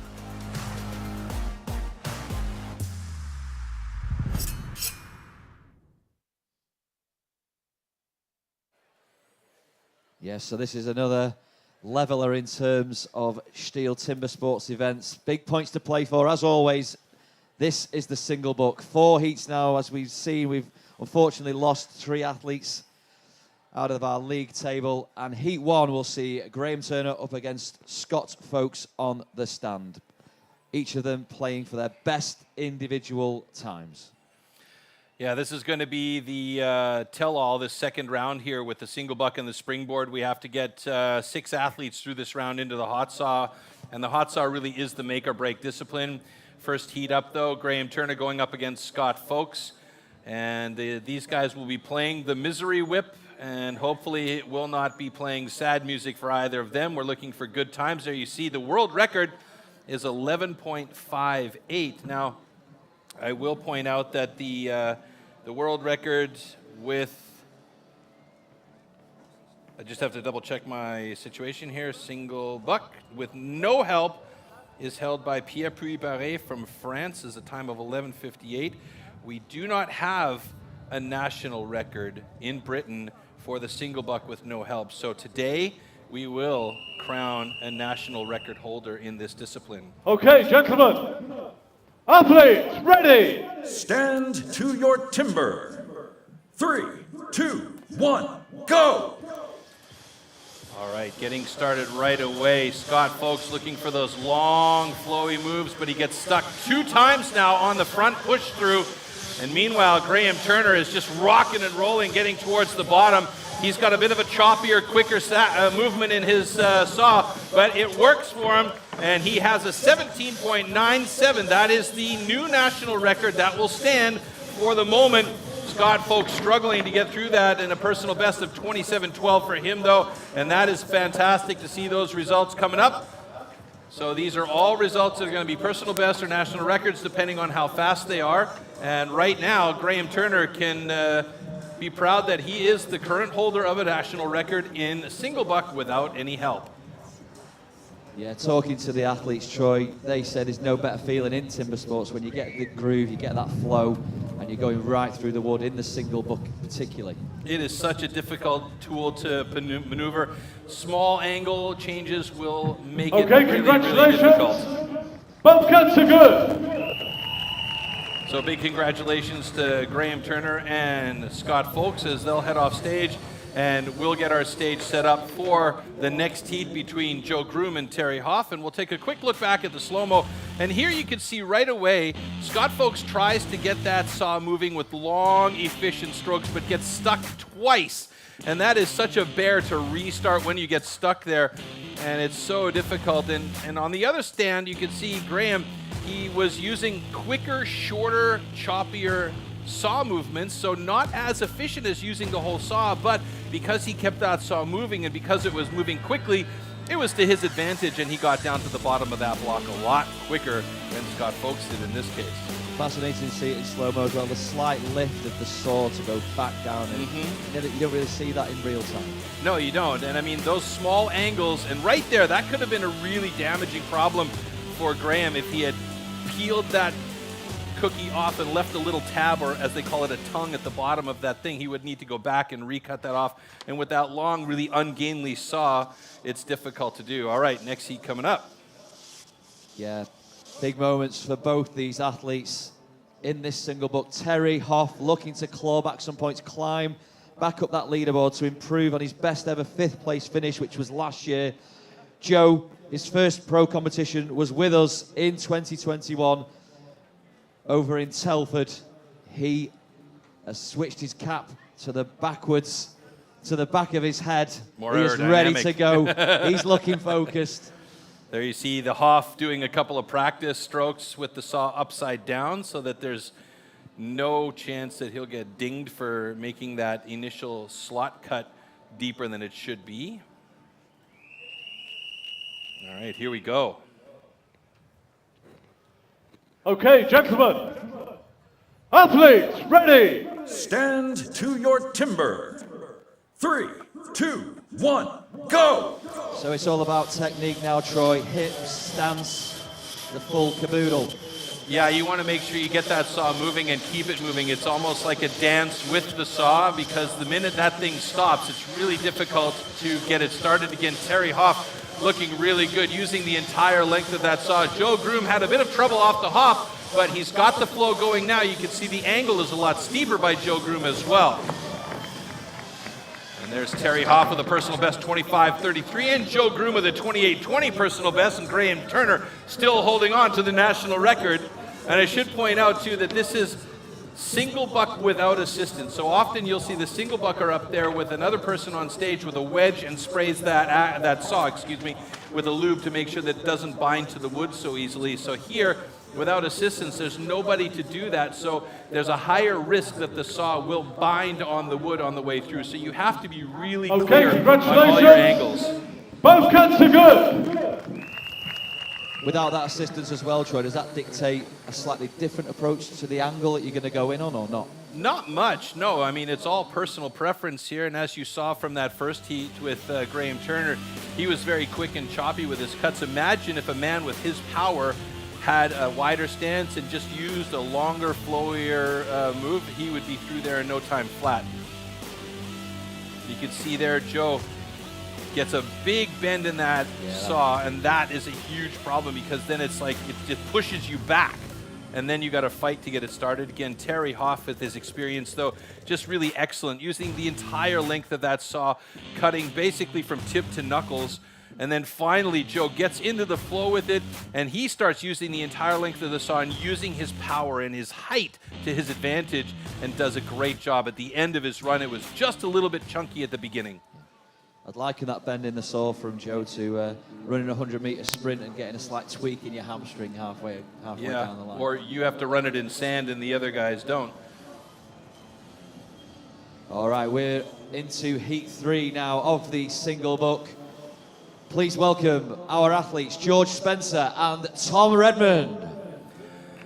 I'm a little bit torn on this heat here, because I watched both of them do single buck in the demos yesterday, and they were both quite excellent. George, though, has been ultra motivated, and as I said, he's been doing a lot of mental preparation, walking through the stands, you know, making chopping motions with his hands, standing there, moving back and forth with his upper body, you know, simulating the movement of the saw.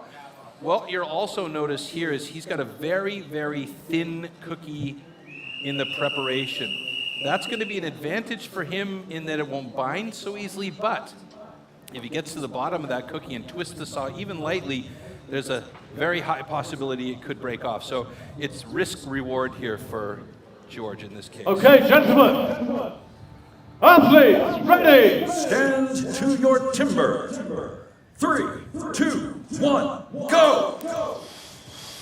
All right, choppy start for George Spencer as he gets into the flow and gets that thing moving. Tom Redmond right away with the power that he's got in his upper body. He starts with those big, long, flowy strokes, and he's going knuckle to tip, but he gets a bit of a hookup with an angle change, so he's struggling to get that thing moving again, and then both of them get caught up in a couple of times here, and it's, oh yeah, personal best 21.33 for Tom Redmond. George Spencer right to the bottom, and he did well to not break that cookie off. You started to see it wiggle a bit there at the bottom and separate as he twisted that saw out, but he did a good job to keep that thing safe. Oh boy, Tom Redmond there with a personal best and the second fastest time of the day with a 21.36, and that's been changed now to a 21.14. George Spencer with a very solid 26.06. So really, these guys aren't that far off of pace from each other, but right now, Graham Turner holding on to the record for today. Yeah, we saw Tom get caught there slightly, but I don't think it would have been enough, even without that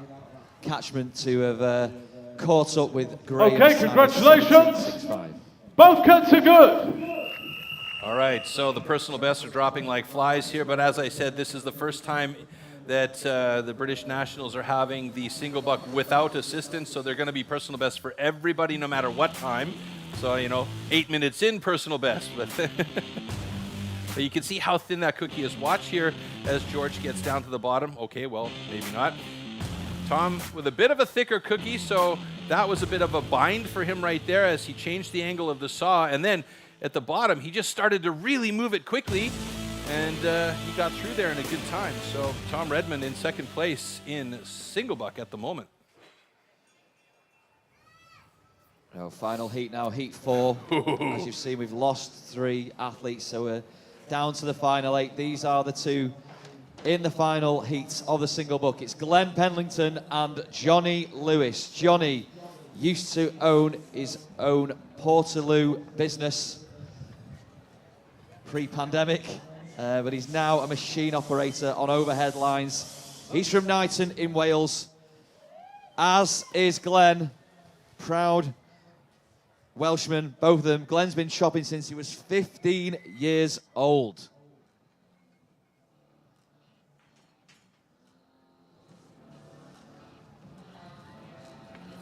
All right, there you see Glenn Pendleton, 1.80 meters tall, whereas John Lewis is 1.95 meters. So here we're talking about 2 different heights of man.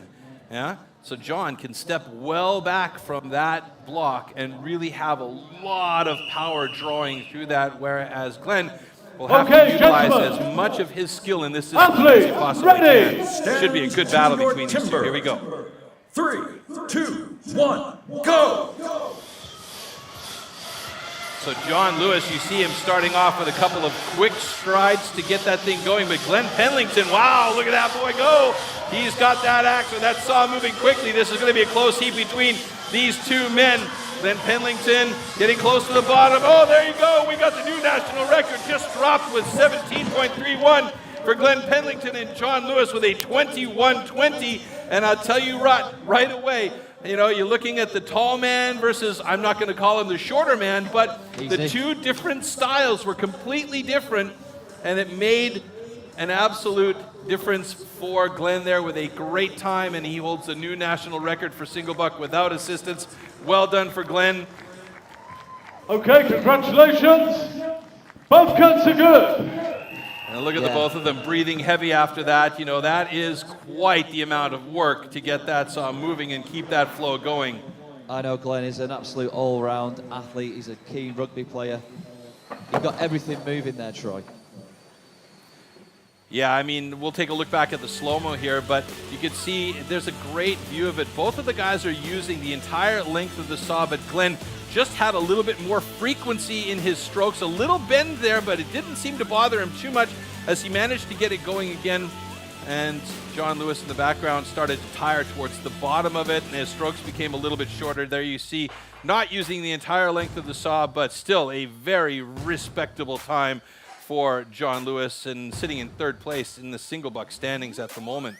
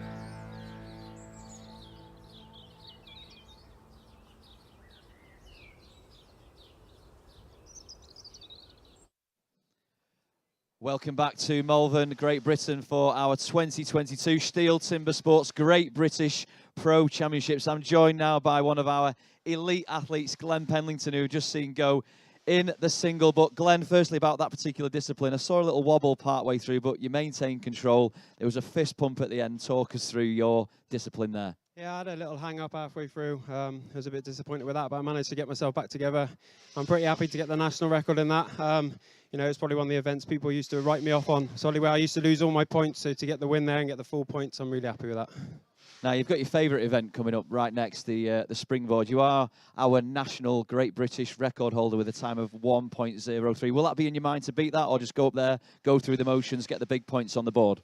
Yeah, it's always in my mind to try and beat that. I want to get below the, you know, the golden minute, as we'll call it. But, you know, I'm just going to go hard there. If I can get maximum points again, there's a lot of good guys out there. The guys have done a lot of work, a lot of improvement, so it's always going to be tough.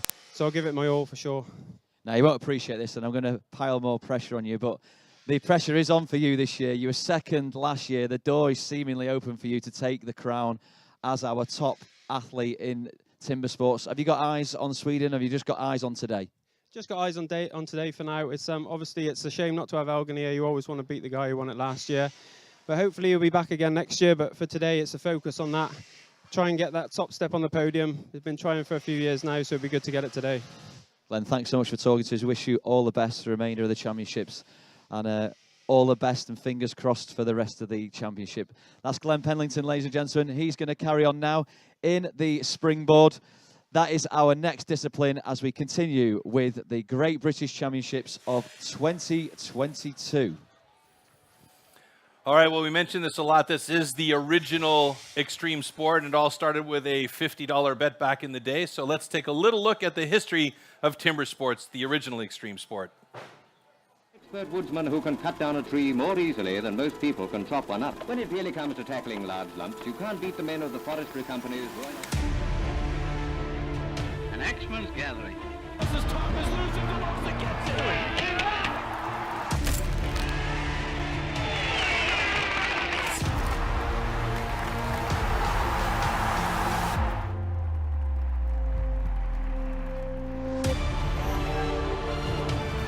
Look at this, Kovrek is playing a great game of catch-up.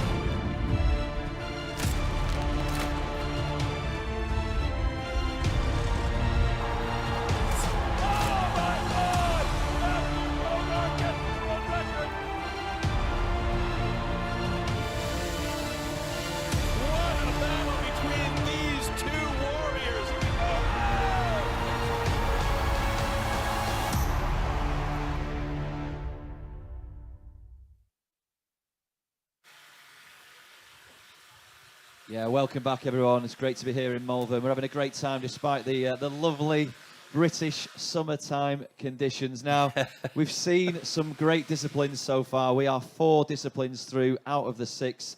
Some of our great athletes. Troy, I wanted to ask you, you know, you've been around the world with timber sports. Who have you got eyes on? Who stands out for you amongst our British athletes? Well, as I mentioned earlier, I really like the way that Tom is performing today. I mean, he looks great. He's currently sitting in 3rd place in the overall standings at the moment, just behind Glenn Penlington, who you just had the interview with. Glenn, he has plenty of pressure on him, so we don't need to add any more. Yeah, I felt a little bad doing that to him, but he's going to have to deal with worse than me. And John Lewis, of course, you know, this guy's been around forever. He's at the top of the standings right now. He's got a bit of pressure now with the target on his back, with everybody chasing him as we head towards the Springboard. But, you know, this all starts from an earlier time, and these guys have the opportunity to come through the ranks as rookies, and there is a rookie academy that these guys or young athletes can go to check out and become better pros down the road. Let's have a quick look at the rookie academy from 2022. Today we are at Bart Jensen's training camp in Holland, rookie training camp. It's a great experience because there are 3 national champions, Hans-Ove Hansen, Christoph Geisler, Martin Komarek, so it's fantastic.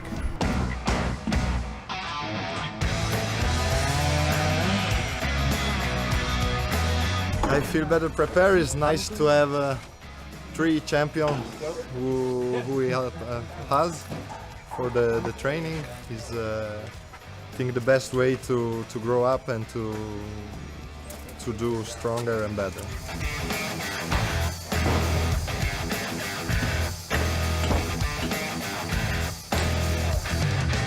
The knowledge of the experienced athletes, that's the key how we can move the sport and the new generation forward. There is a lot of good rookies here today. They are a little bit tensed, they are a little bit nervous, but the level is high. So I'm looking forward to see the competition.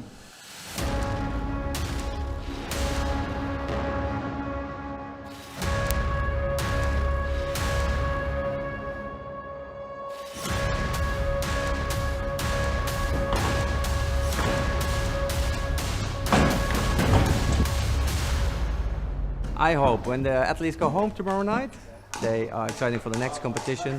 They had some experience this weekend. They learned special things about the wood and equipment, and they feel well for the real big competitions. Yeah, so you've just seen there some of our rookie training camps which happen Europe-wide.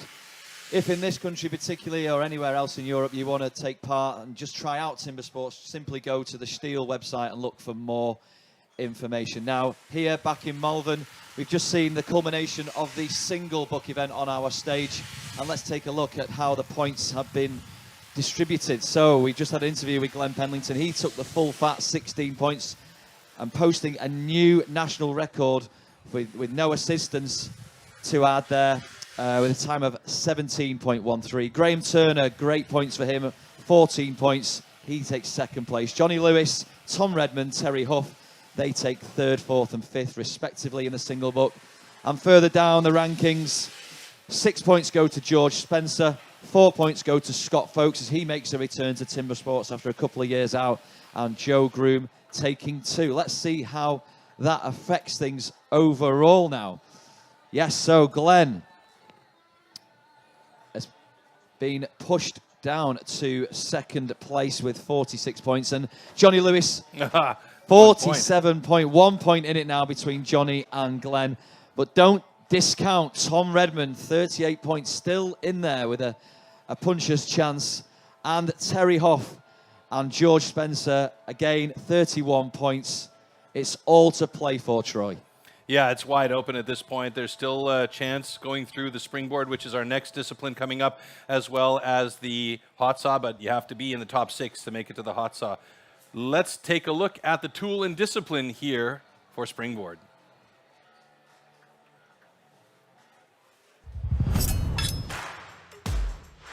Springboard. Springboard simulates the traditional way of felling trees, climbing up over thick roots.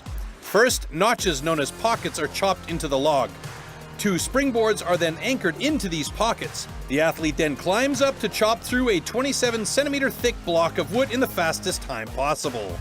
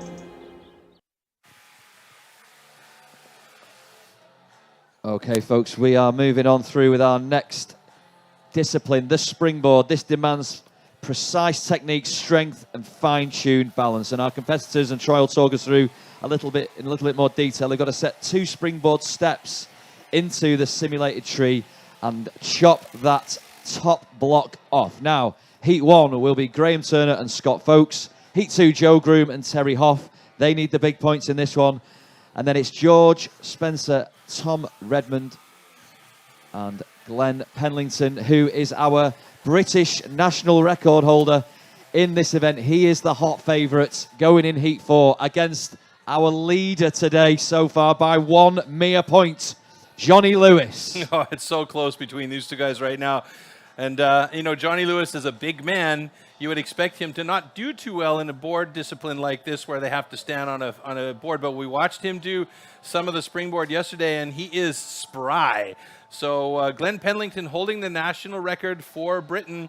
That doesn't mean he's going to hold on to it. I have a feeling he's going to do well today, but this is a key discipline right now for these guys. Yeah, seeing how Glenn and Johnny went up against each other in the single buck, you're going to see similar matchup there. You've got the brawn, the might, the power of Johnny against the sprightly, stamina-fueled technique of Glenn going up that tree.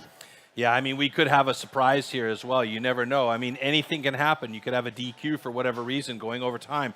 There is a time limit for this discipline. It's also one of the most difficult disciplines to master, and that's why they've just started getting the rookies busy with discipline with only 1 board. Well, now these guys here are working on 2 boards, and that second board is a good 1.5 meters above the ground.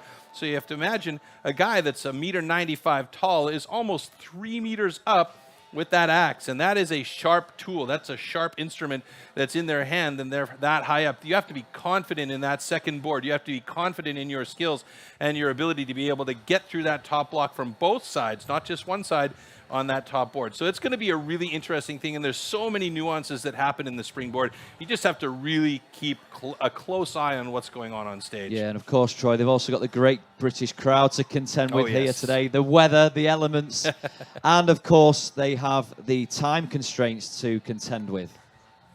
Let's get on with the action anyway with Heat 1 of Springboard. On our stage here in Malvern, please welcome Graham Turner and Scott Folkes. You can see Scott's already got a personal best time locked in there of 2:01.65. Graham Turner has yet to log a time here, so we may see a surprise. And there you see the national record, 1:03.83, held by Glenn Penlington. So he is the man to beat today in this particular discipline. Pressure is on, though, as we get ready for these 2 gentlemen on stage. Now, the optimal situation is to set a pocket with as few hits as possible. You don't want to waste too much time building your pocket and setting your boards. You want to spend the time up on the top board, that second board way on high, and get through that top block. Here's Scott Folkes bringing those boards out. You can see those metal teeth at the end of the boards that are locked in place there. Those teeth will bite into the pocket that they cut, and you'll see that as we start getting busy with the cutting here shortly. And this is all about routine here. This is like, you know, it's like a hockey player. He always puts his right skate on first and then the left skate, you know? It's about their routine. They'll set up their boards exactly how they want them, exactly how they know where to put them to feel comfortable that they're putting them in, you know, in the same spot every time. So they have that routine. They have that feeling of confidence with their setup.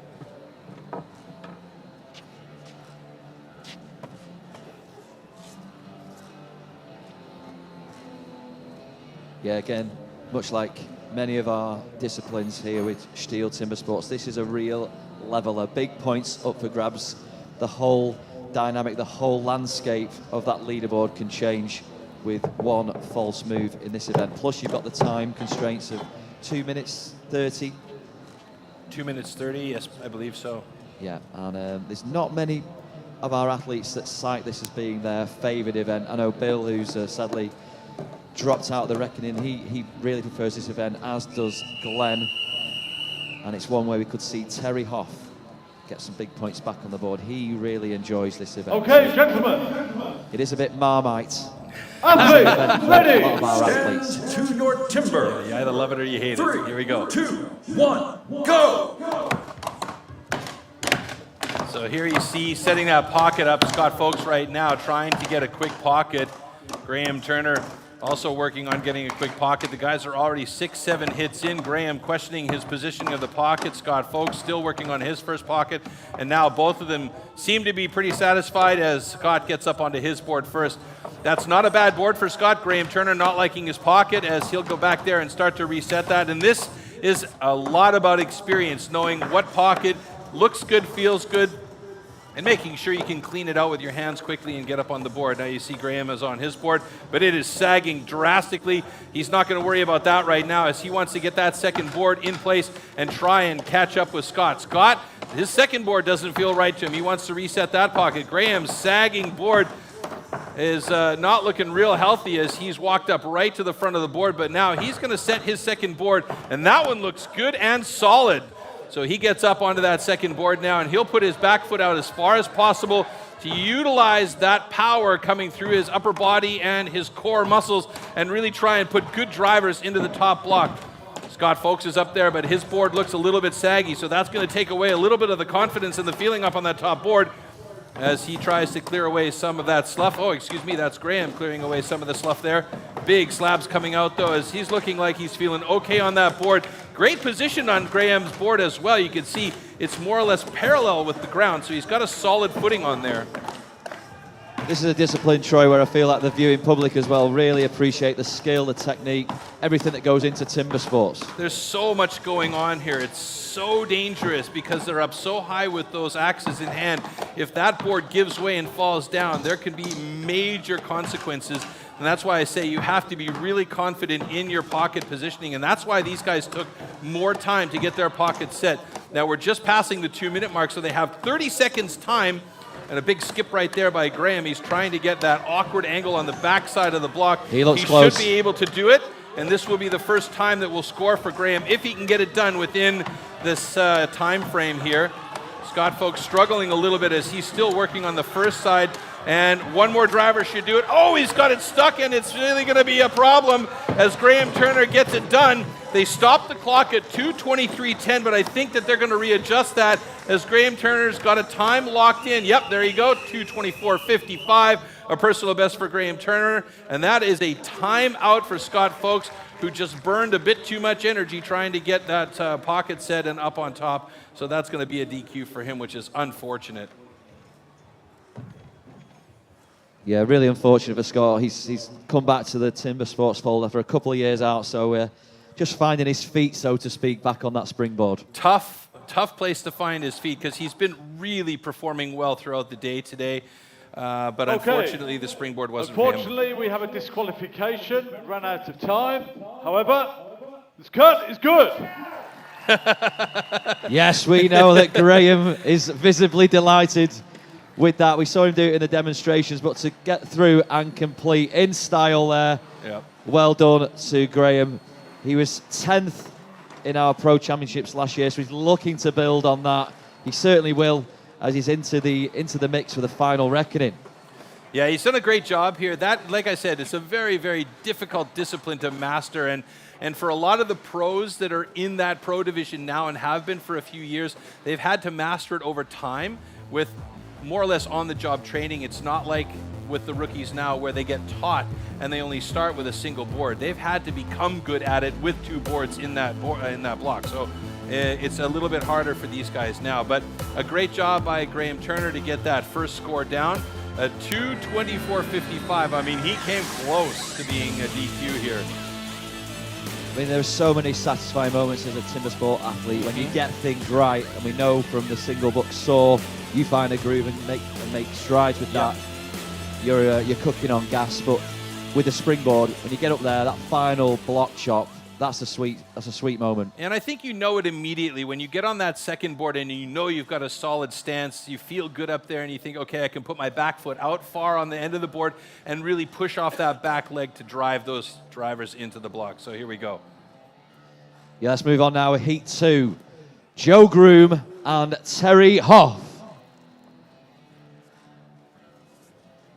So right now, Graham Turner's got the full 16 points, and that's how it works in round 2. In round 1, it's 12 points for the number 1 spot. In round 2, the number 1 spot receives 16 points. So you can really jump up the leaderboard with some good results in round 2 in the single buck and springboard. And there we see Terry Hoff.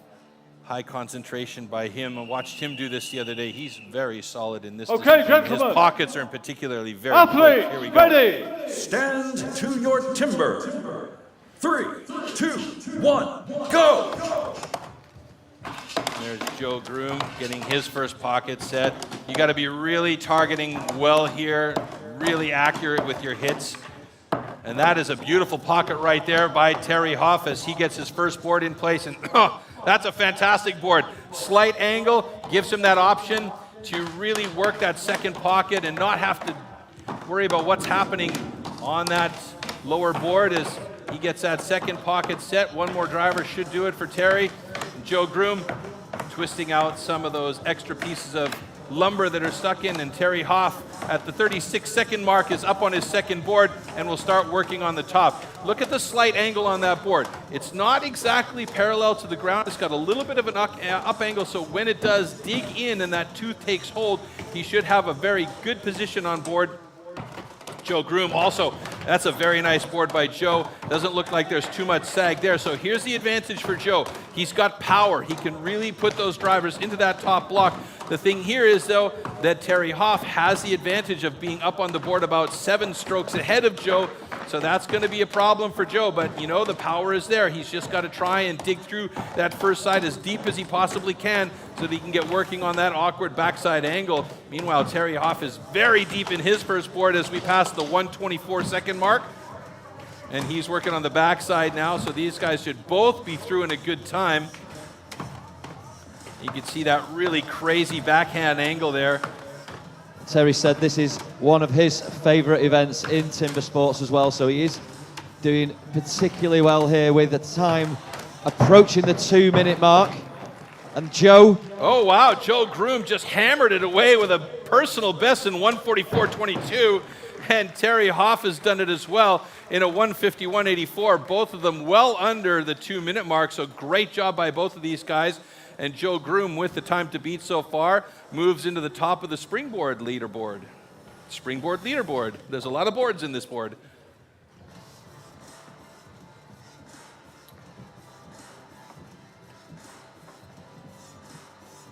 Yeah, big thumbs up from Joe. He's happy. Okay, congratulations. Both cuts are good. We may get a smile out of Terry. There we go. Thank you, Terry. He does still enjoy it after all these years.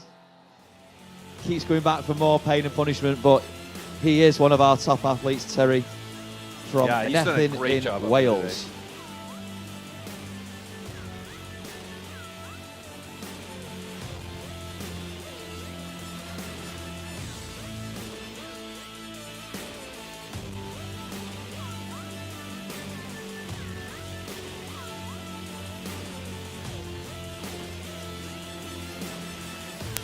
And there you can see Terry repositioning on the backside. Now the difference here is that he repositioned his feet, but he had to choke up on the axe from that odd angle, and that's the weird thing on this particular discipline. Some guys will switch their feet and their hand positions, and Terry switched his feet but not his hand positions, so that's what makes it a little more difficult on the backside here. Now if you get a slow-mo of Joe Groom on the other side, he actually switched feet and hand position, and he was ambidextrous in the power, and that really was assisting him in getting through that as quickly as possible on that top block. So he did a really good job there, and that tells you there's a lot of skill with that man as our crew is out there setting up their blocks now and making sure that those get shifted at the top.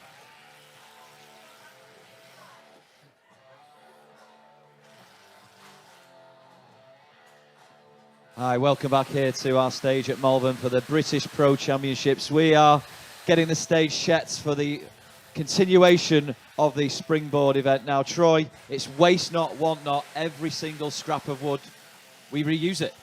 Well, yeah, and I mean, if you just saw that last picture from on high before we went into the studio here,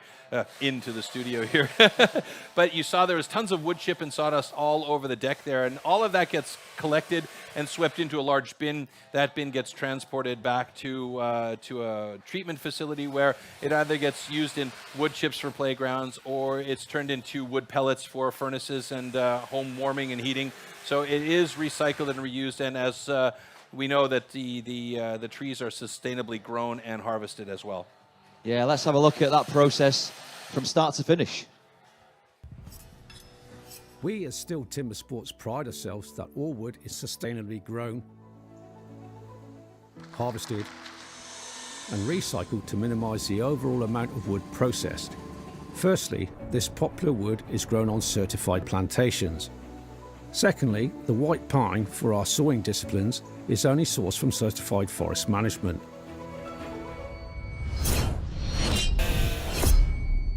After all our STIHL competitions, all the spent wood is collected and recycled right down to the wood chips and sawdust, which, for example, is converted into renewable energy in the form of wood pellets for biomass. We quest to find certified partners. This ensures that all newly planted trees are nurtured and managed, promoting maximum efficiency and sustainability for the future conservation of our valuable forests. Therefore, as you can see, with good harvesting practices and good management with silviculture, the ground is quickly replaced by new trees, or could even be used for arable for farmers and future rotations.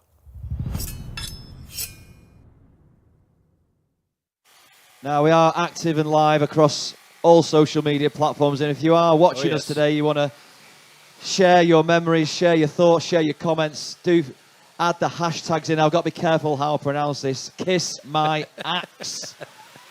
So yeah, go ahead with the hashtag. Kiss my axe. Yes, thank you, Troy, for the backup. Yeah, and also, yeah, we are on social media. This is live as we go. This is live TV. If you don't want to risk hashtag Kiss My Axe, you can also go to hashtag STIHL TimberSports or hashtag TimberSports. So those are good as well. Yeah, now we have the next clip for you, which is a little look at the World Championships in Gothenburg. Tickets are still available.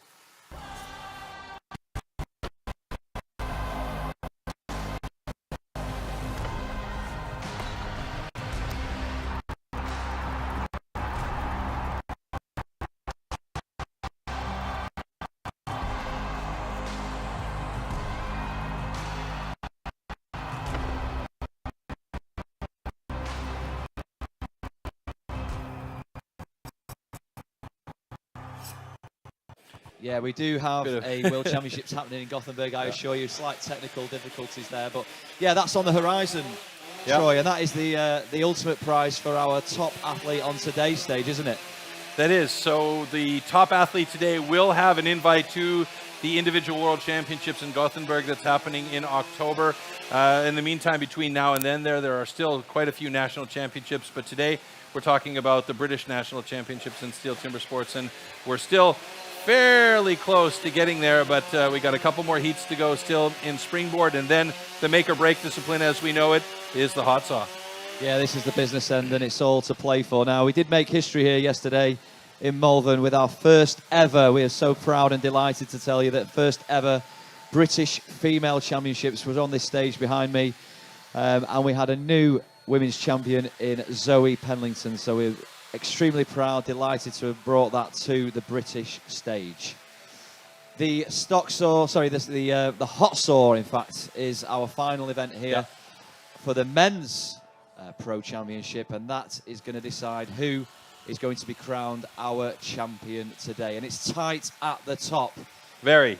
We have Tom Redmond pushing, we have Johnny Lewis pushing, and we have Glenn Penlington pushing for that crown, Troy. Yeah, we do, and if I look at the points on our screen here, Terry Hoff, who had just competed in the Springboard, now has 45 points. Glenn Penlington is just ahead of him with 46 points, but he has yet to do his Springboard, so that could very well give him some points. And John Lewis also not done his Springboard yet. He is at the top of the leaderboard with 47 points. Graham Turner, who did do his Springboard, is down there in 4th place with 42 points. So they're in among the 40s at the moment, with a couple of guys still to compete in Springboard. So this overall standing is going to change. And remember, we're only taking 6 athletes into the final round in the hot sauce. So right now, it's about getting as good and quick a Springboard as possible to get through to the next round. Troy, do we lose any more athletes as we go to the hot saw as well? Because we're now currently on 8 athletes on the leaderboard. We're going to lose 2 more athletes before we move on to the hot saw. And the hot saw, it's anybody's game there because there are 18 points to be had. And that can change from a first-place athlete becoming the last-place athlete. So it is the make-or-break discipline, but we got to get there first. Yeah, and just to put things into perspective with the hot saw, it is every split second counts. The British record, incidentally, is held by 6-time champion Elgan Pugh, who posted a time of 7.47. But the world record is even quicker than that, isn't it? 4.85, if I remember correctly. I knew you'd knew that without looking at paper. That's why he's our resident expert. Now, let's have a look at last year's British Championships with some highlights. Welcome to the 2021 STIHL GB British Championships. Things are really heating up here. That is absolutely fantastic work.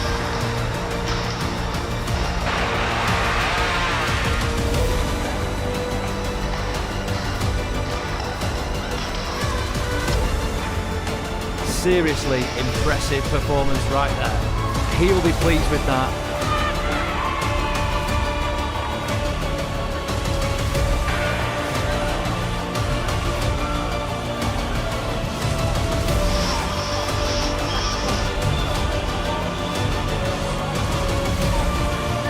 Wow, that is mega. Great to see some real competition here.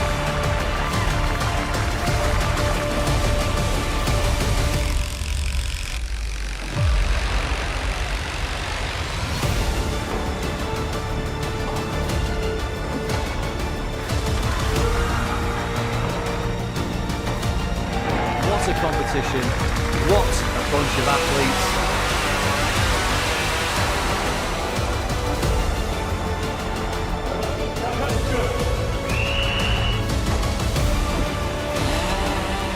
This is what it's been building up to.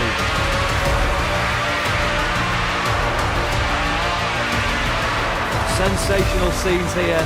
He's done it once again. Our British champion, Elgan Pugh. I'm really happy to win the 2021 STIHL TimberSports British Championship. And next year, I'm definitely going for the 7th win. Some memories there of last year's 2021 STIHL TimberSports Championships in Great Britain. Behind closed doors, sadly, in Telford, but nevertheless, great action. And that's carried on very much the theme today here in Malvern, despite the damper conditions than we were hoping for. But Troy, you've been impressed with what you've seen so far from our British athletes. Absolutely. It's been fantastic action so far. Still more to come with 2 more heats in Springboard to go. And we're going to dive into the next heat right now between George Spencer and Tom Redmond. Yeah, we're ready to get back underway with the Springboard. The stage does take a bit of setting, so hence the delays. Here we go, though. Heat 3. Thanks for your patience here, people of Malvern. Please welcome onto our stage George Spencer and Tom Redmond.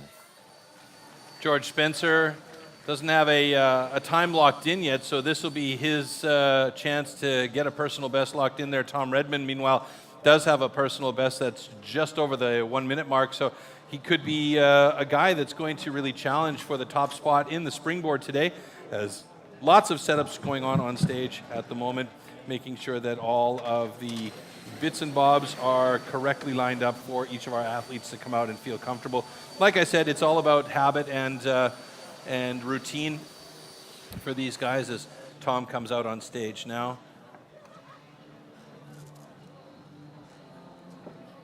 Keep teasing Tom about his hair. He's got the best hockey hair in all of Britain. Yeah, you keep calling it salad, don't you? What's that about? It's a nickname for long hair. It's salad. You got a real head of salad on you. I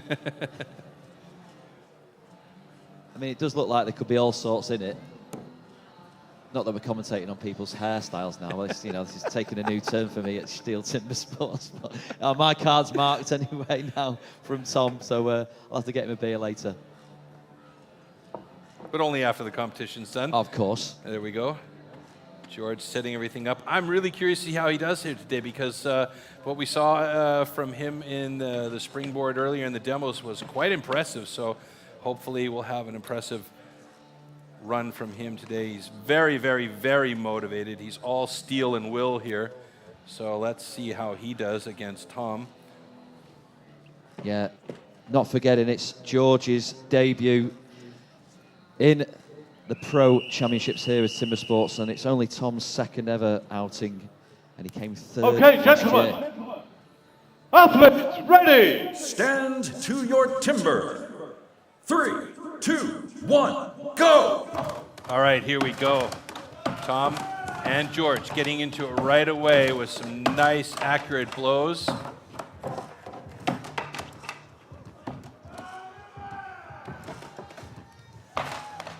George getting onto that board first up, but Tom Redmond was up there. Tom's got a great board. George's bottom board is sagging a bit, but he doesn't care about that. He just wants to get that second board set. Tom Redmond's getting his second board set. Oh, a little bit of a struggle to get that in there, but it looks like he's got a solid one now. So, oh, he's sagging. Oh, and it's gone on him. That's unfortunate. He's going to have to reset that pocket. That's exactly what you don't want to have happen. That's going to mess with your head a little bit. It's going to cost valuable seconds as well. Yes. Can he recover, though? Can he recover, Troy? And both of them seem to be struggling at that second board.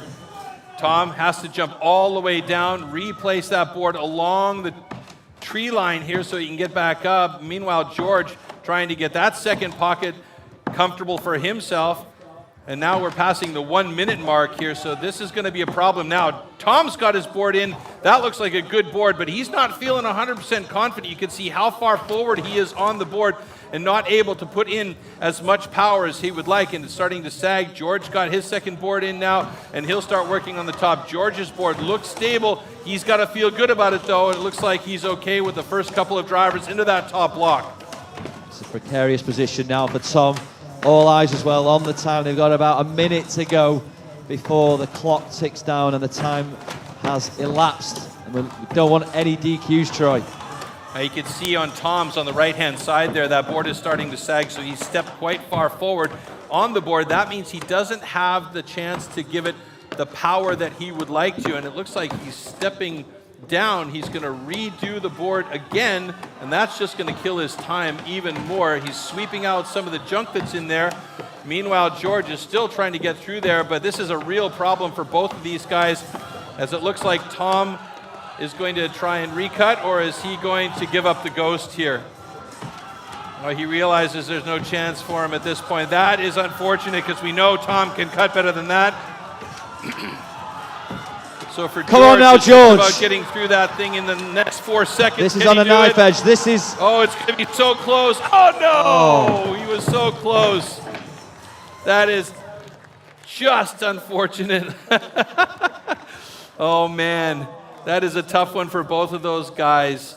And it was that first pocket for George that was a little bit ungainly, and then the second pocket for Tom, it just didn't feel good. And yeah, unfortunately, it was a no-go for both of them in this one, as they both get DQs.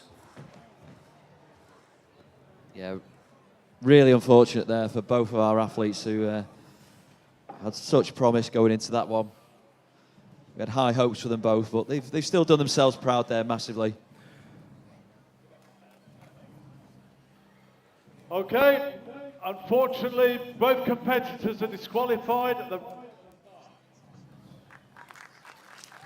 Yeah, we're just hearing that George was 0.95 seconds out of completing that springboard discipline there, so real hard lines. Less than a second, the difference maker there to having a recorded time and getting some points. Let's take a look back here at what happened. And you can see they started off well with some good accurate hits for their pockets. The thing is that you want to make sure that there's none of that garbage inside the pocket, because the minute you step up there and there's a ton of garbage with in the pocket, that will cause the board to be a little bit wobbly. Now that first board from Tom was good. It was the second board that really caused problems for him. Well, it was that first board as well, Troy, that when Tom did drop down from the second board to the first, that still took his weight, even though he Yes, landed on that board. Yes, That's it did, clean yeah. cut. It was that problematic second pocket, giving all that trouble in that last minute 30. And that's the thing that really killed the time for both of these guys. So now we're moving on to the last heat, and all hopes are on both of these gentlemen. Actually, it could be anybody's game. John Lewis currently leading in the overall standings, but we know Glenn Penlington very good in this discipline, and you see the personal best for Glenn is much quicker. It's a full minute quicker than John Lewis. So hopefully John's done some improvement, and Penlington as well. Yeah, and you are looking at Glenn Penlington, our great British record holder in this discipline. This is going to be fascinating to watch these two guys go at the springboard. So Glenn has been chopping since he was 15 years old. Johnny himself, he's been chopping and sawing for what seems like a lifetime now as well.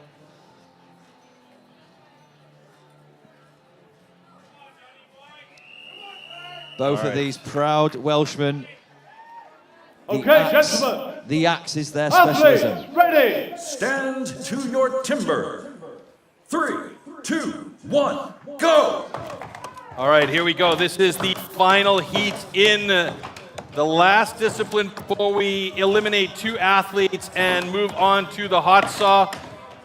Johnny Lewis going up against Glenn Penlington. Glenn, wow, he was quick up on that first board. Where was our cameraman? Sleeping at the wheel. And now, look at this. What a great board by Glenn Penlington. He's well back on that back foot and could put some proper drivers in as John Lewis is trying to set that second pocket, I believe. Yes, he is. And Glenn is already working on the top block with some great power drivers, having a good stance on the board and being able to really push through. This is rapid from Glenn. This is where all the training, all the hard yards, all the hard work is paying off for him. This is immaculate work from Glenn. John Lewis now on the top block. He's got so much power, he may well do some damage by catching up to Glenn Penlington, but I think at this point it's about getting as quick a time as he possibly can and making sure he's got the points. Glenn Penlington just passing the 1:02 mark here, so he's not going to have a personal best, but he'll be close to the fastest time of the day for sure. Yeah, there it is, 1:10:48. That's the fastest time in Springboard so far today. So right now for John, it's about getting as quick a time as possible so that he can get as many points as possible. So he wants to have at minimum the 3rd fastest time of the day. Yeah. He's got the power. Can he keep that level of intensity up though, up there on top of that block? It's Joe Groom's time of 1:43 that Johnny doesn't want to eclipse. This is looking close though.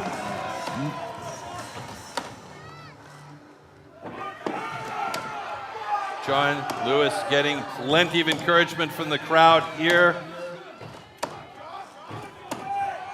Just passing 1:57 now.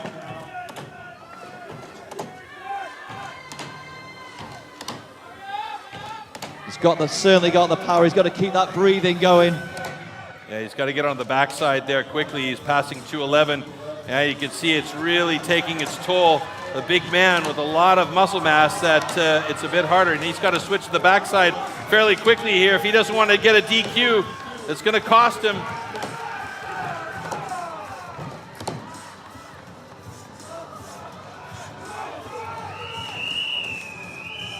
Valiant effort there, Johnny. Yeah, that is time exceeded for John Lewis. You can see quite clearly there the amount it takes out of you up there. It is a Absolutely. punishing discipline. It is a punishing discipline. He is breathing heavy now, and he'll take a moment up there where the air is thin to get himself back down. But John Lewis will hold on to his 47 points. That keeps him in 2nd place in the overall standings, with Terry Huff in 3rd place, Graham Turner in 4th, Joe Groom in 5th, and Tom Redmond just on the bubble in 6th place. That means those 6 gentlemen will move to the next round and the hot saw. Okay, unfortunately, we have a disqualification, run out of time. However, cut is good. Yeah, so congratulations to Glenn. full 16 points, which is vital at this stage, Troy. Yeah, absolutely. And you can see here on the slow-mo, he really obviously has been working on getting those pockets set as quickly as possible. Quick sweep with the fingers to get all of the junk out. And that second board was beautiful. That steep angle allows the tooth to really hook into that pocket as it sags down a little bit to near flat, and then he can put all the power into those drivers. I mean, he raced up and he got that first pocket in. It was a blink of an eye that we weren't even paying attention. He was up there on that first board. Or at least I wasn't. Maybe you were, but... And listen, Johnny, it was hard going for the man. You know, he's chopping away there. He was in second place on our leaderboard. He needed those big points, but the unfortunate disqualification, is that going to cost him dearly when it comes to our final event next, the hot saw? It shouldn't do, actually, because he's in there. He's second place in the overall standings, even with his 47 points and the DQ in the springboard. So really, coming down to the hot saw, it is the make or break discipline, and as you can get 18 points in the hot saw for the #1 spot, and as the hot saw is such a finicky tool to work with, you know, anything can happen, and it's anybody's game. You know, you can have a heartbreak run, or you can have an absolute killer run. So here we go. All right, there's the points and how they've been distributed. 16 points go to Glenn Penlington. 14 points, new personal best for Joe Groom. He's in second. Again, Terry Hoff, third place with a PB of 1 minute 51. 12 points for Terry. And fourth place, a PB as well. Well done to Graham Turner with 10 points. And unfortunate disqualifications for Scott, George, Tom, and Johnny. So they will get 0 points from the springboard discipline. How does that affect things overall, Troy? Well, let's take a quick look here. John Lewis was in the lead with 47 points, but because of the great performance by Glenn Penlington, he'll have those 16 points moving up to the top of the leaderboard. Tom Redmond, he drops down 1 spot to 6, and Spencer down a spot to 7, so he gets eliminated. So we see the top 6 guys moving on to the hot saw here, and Glenn Penlington in a very good position. But now the competition resets because it's anybody's game here. Absolutely, yeah. Sad to see George Spencer go along with Scott Folks, but we have the hot saw next, very much as you've described there, Troy. It is the make or break event. It's unforgettable, it is loud, it is white hot. We're going to need some ear defenders here in Malvern, Worcestershire, for this final event of the British 2022 STIHL Timbersports Championships, with all eyes on the prize, the top spots, and the place in Gothenburg, Sweden in October. It all comes down to the hot saw. That's next.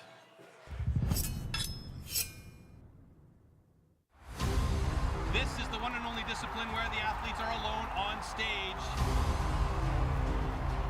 Yeah, probably the most important event, but yeah, also the most frustrating. These saws are so incredibly powerful and dangerous. Usually the hot saw is the decider. Hot saw, hot saw. Like I can't describe to you when we're out there under pressure. Saw starts well, first disc looks solid, cut is good. You know, you're always ending the competition on a hot saw, so you know where you're going to be at when you finish. So you're either at a real big high or just is what it is. Nice clean cuts, easy, relaxed. Der Hot Saw ist für mich die geilste Disziplin der Welt. 5, 6, 8, Robert Abner, 3 on the deck. Hot saw is a love-hate for me. I honestly don't get that much enjoyment out of it. I'm not a motorhead. I swallow my pills and eat it. Once the competition comes, anything can happen. Oh no, a false start by Sterling Hart. What a disaster. Yeah, it was a disappointment for me. Happens though, it's part of competing. I saw there's 3 good discs there, but then let that nose come right up underneath the crossover line. Unfortunately, a disqualification. It all relies on the hot saw. Oh no. Irgendwie soll es einfach nicht sein. Und dann springt die Hot Saw nicht an, wieder mal. Oh man, that is a bummer for Robert Ebner. What are you taking away from this event? Oh, probably last place. I don't know, headache. Yeah, shit hotzel. What else do you want? If you have bad luck or if you did wrong, it's part, just your experience. Oh my goodness. What an absolute disaster. The chain came off. I was not disappointed because everybody see that I can be with the guys in front. It was a bit of a disaster, so it was just operator error, and I didn't perform as well as I would have liked to. Nice safe cut. Oh no! Oh no! Never prepared for that situation, but luckily it started and I've got 3 wheels and now I'm the world champion. Yeah, it's the make or break event, you know. I think you love and you hate it. Das ist eigentlich immer ein geiles Ding. Ich schneide immer sehr sicher. Oh, great start for both of these guys. Look at how quick it's going for Robert Ebner. Oh my God, Robert Ebner, he's got a world record. Holy smokes, folks. Ich wollte das Ding heimbringen, ich wollte Weltrekord schneiden und ich danke meiner Familie zu Hause und alle, die mich unterstützt haben. Just try to make 3 good cuts and no disqualification. The hot saw is where it's all one, so that's the best event. Little snapshot there of the international stage of STIHL Timbersports. We've seen some very memorable performances today so far here in Great Britain, in Malvern, for our British GB Timbersports Championships. And we are at the business end now, the hot saw, the final event. This is loud, this is unforgettable. Troy, what can we expect? Unforgiving. That's what we can expect. These saws are unforgiving. If you make a mistake on the pull, if it doesn't start, you have to rewrap that starting cord. You can hear them in the background getting warmed up.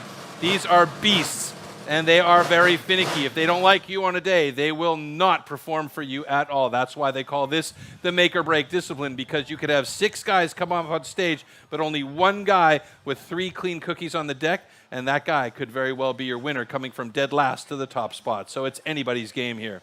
Let's take a look at the magnitude of the hot saw.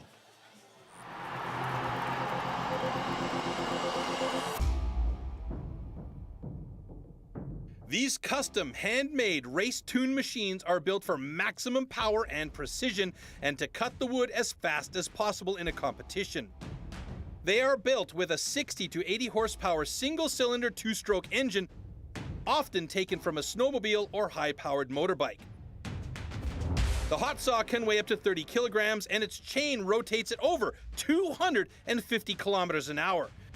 The cost of a competition hot saw used in STIHL Timbersports is upward of 6,000 euros.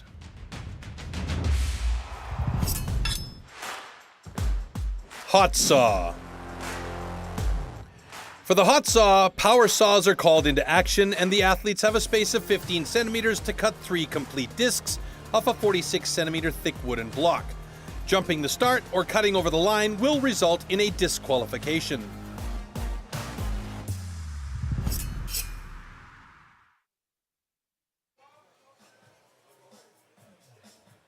Yeah, welcome back to Malvern, Worcestershire, beautiful part of Great Britain. And we have our final event. Things are heating up in every sense here now with the hot saw. We've got 3 heats. 2 athletes will take the stand at a time. First up will be Tom Redmond and Joe Groom, followed by Graham Turner, Terry Hoff. And then finally, the grand finale of Johnny Lewis and Glenn Pendleton, just as a hot saw warms up, just for added effect. We're going to see John Lewis and Glenn Pendleton going head-to-head once again. They were head-to-head in the Springboard, and they will go head-to-head again at the last heat in hot saw. And this is, as we mentioned and as we heard, the make-or-break discipline. I mean, you look at the British national record time, there was 7.47, but the world record of 4.87 seconds. I don't think this is humanly possible. The hot saw itself weighs 30 kilograms. Just to pick that up, it'd take me half an hour. We had Danny Martin's hot saw in the studio last year, and I lifted that thing up, and it is a beast. I can't even imagine when the motor's running and everything's moving around in there, and you have to guide that through the cookie, through that block 3 times, not just once, but 3 times. Here we go. Oh, by the way, ladies and gentlemen, don't blink. Warm up your saws. Mind your ears, though.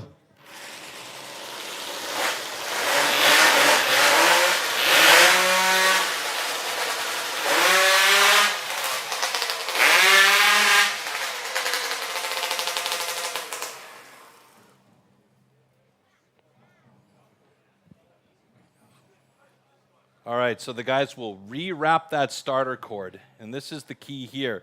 Rewrap the starter cord. The saw should be warmed up enough so that they have a clean start on that first pull. 30 and then seconds. they'll be able to cut those 3 cookies within that 15-centimeter marking.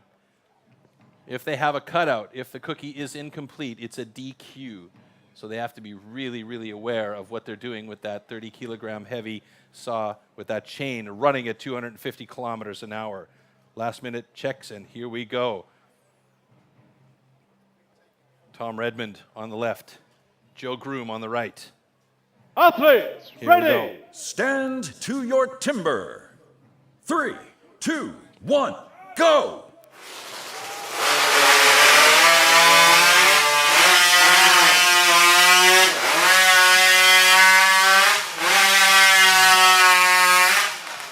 Oh no, Tom Redmond. What happened there? Did we have 3 good cookies? No, his saw stopped midway on the second cut upwards.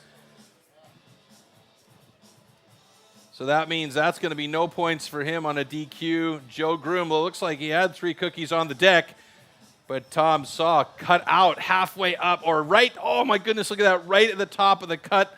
That is disappointing. And there we say the heartbreak of the hot saw. And it appears we have 2 DQs here. Okay, unfortunately, both competitors are disqualified. Stand 1 didn't finish. Stand 2, he cut the line. So there you go, the finicky nature of the hot saw, cut the line, didn't finish. It's a nightmare sometimes with these You've machines. said this all along, Troy. It's those fine, fine margins that can cost you the big points.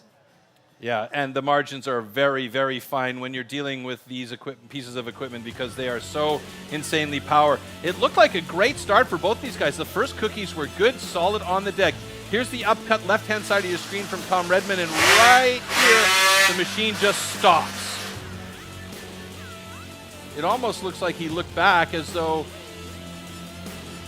he had tagged his cutoff switch or something. I'm not sure what happened there, but that is just really unfortunate for Tom as he didn't even get all the way through his second cookie.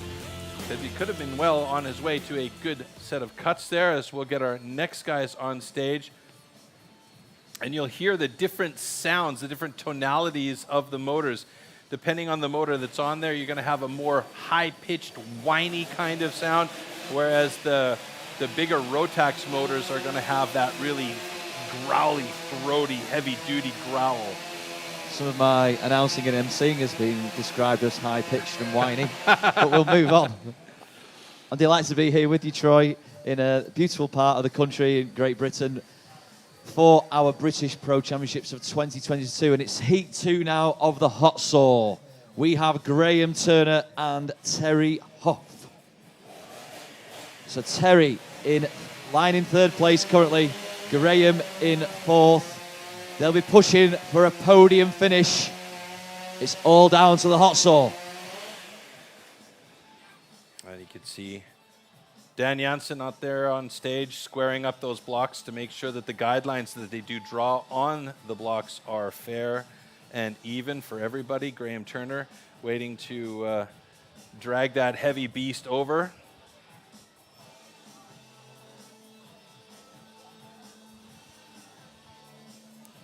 There's Terry Hoff. He knows what this is all about. His best 12:57. Wants to try and improve that every time, but you can see him breathing heavy. He knows exactly what's going on with this discipline.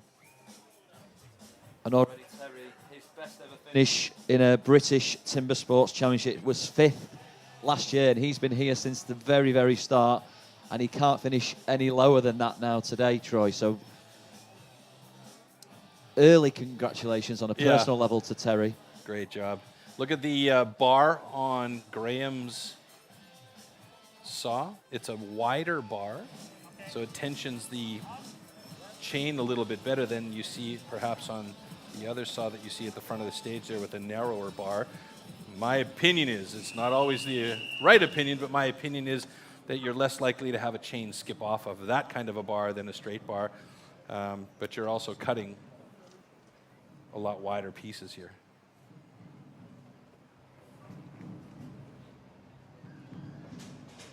Okay, gentlemen, warm up your swords. Uh-oh. That is not a good sign for Graham here.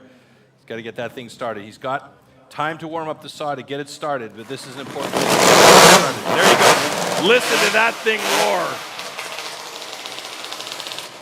roar. Uh-oh. Well, we got one of them going anyway.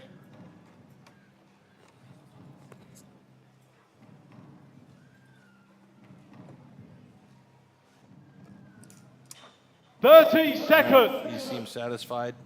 Wants to make sure positioning is correct for all of this.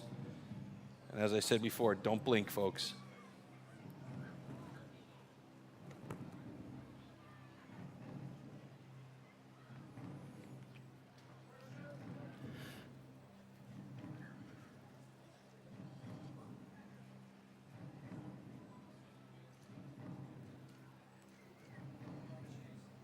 Athletes, ready. Stand to your timber. 3, 2, 1, go!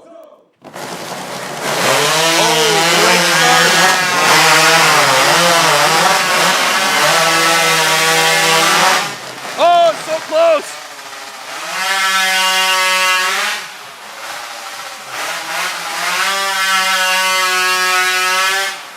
All right, Terry Hoff had to cut a couple extra cookies there. He didn't like the one cookie that happened, and Graham, with a little skip on the top of his block, he could have been so close to a national record, but he had to just delay a little bit above and hover and make that final cut, but it was a very good cut and a personal best for Graham Turner.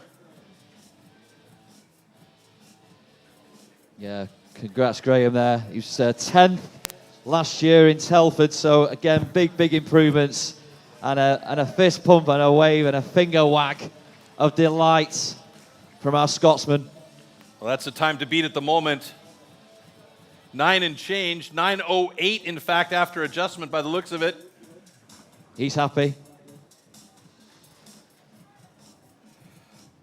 Okay, unfortunately, we have a disqualification. Cut the line. However, this cut is good. Official 9:08 personal best for Graham Turner. Unfortunate for Terry Hoff. The Hoff gets a DQ cutting over the line. The Hoff, you could say, is in a huff as he left the stage. Ay.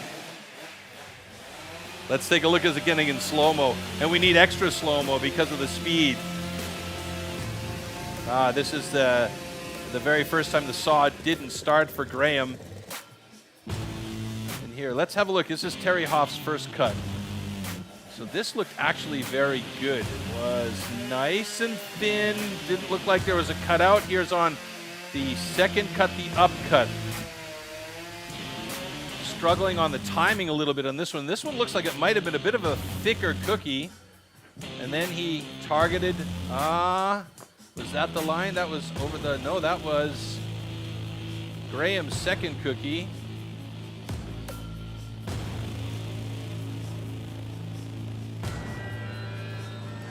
There's that little tap by Graham that cost him the time, and that could have been a really nice finish for him had he not made that little tap on the outside, but he needed to reposition that in order to make sure that he had a complete cookie and not a cutout. So that was a smart move by him, but a great time nevertheless. How off-putting is it for the athletes when the cookies fall against the log that you're trying to cut, Troy? It can be risky because if it gets kicked out and then it repositions the saw without you wanting to do that, it can knock into the block and cut over the line. So it can be a problem. But these guys, Graham did a good job. He's got the time to beat and a personal best. Yeah. Now, what a fitting end to the scenes here at our British Pro Championships. The final heat, the final discipline, the final action in our afternoon. Johnny Lewis and Glenn Penlington. The big points up for grabs. Who is going to be crowned the British champion of 2022. It's all on the line, all down to the hot saw. 3 cookie cuts away from a gold medal, a first place finish on the podium. Both of these guys have very, very respectable and fast personal bests. Glenn Pendleton in 8:73, and I believe that Johnny's time is an 8:0. Okay, gentlemen. Something or other. Warm up your swords.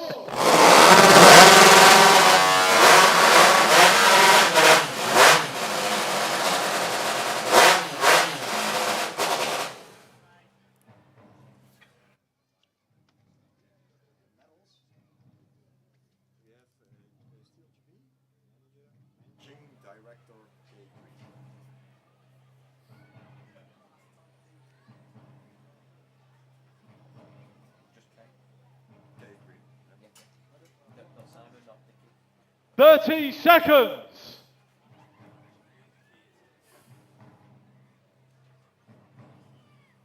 All right, these guys have to get their saws warmed up here.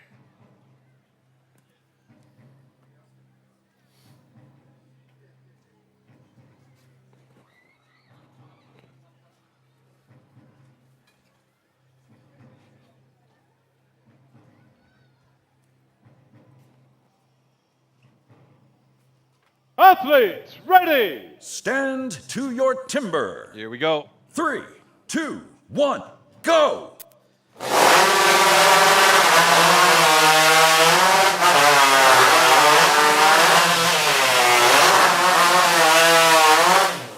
Wow, great time from Johnny Lewis, an 8:37. Glenn Pendleton hovered a little bit and took a little bit of time on his cuts. He's got a 10:30, but that is good enough for a solid 3 cookies on the deck and hopefully no DQs. Let's see what happens.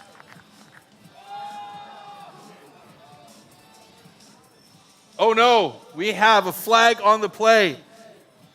What side? That was on Johnny Lewis's side. The flag is on Johnny Lewis's side, so they're going to show what's happened here. It looks like it's a cut over the line. We're going to get that confirmed by Andy Hall, our head judge here on stage.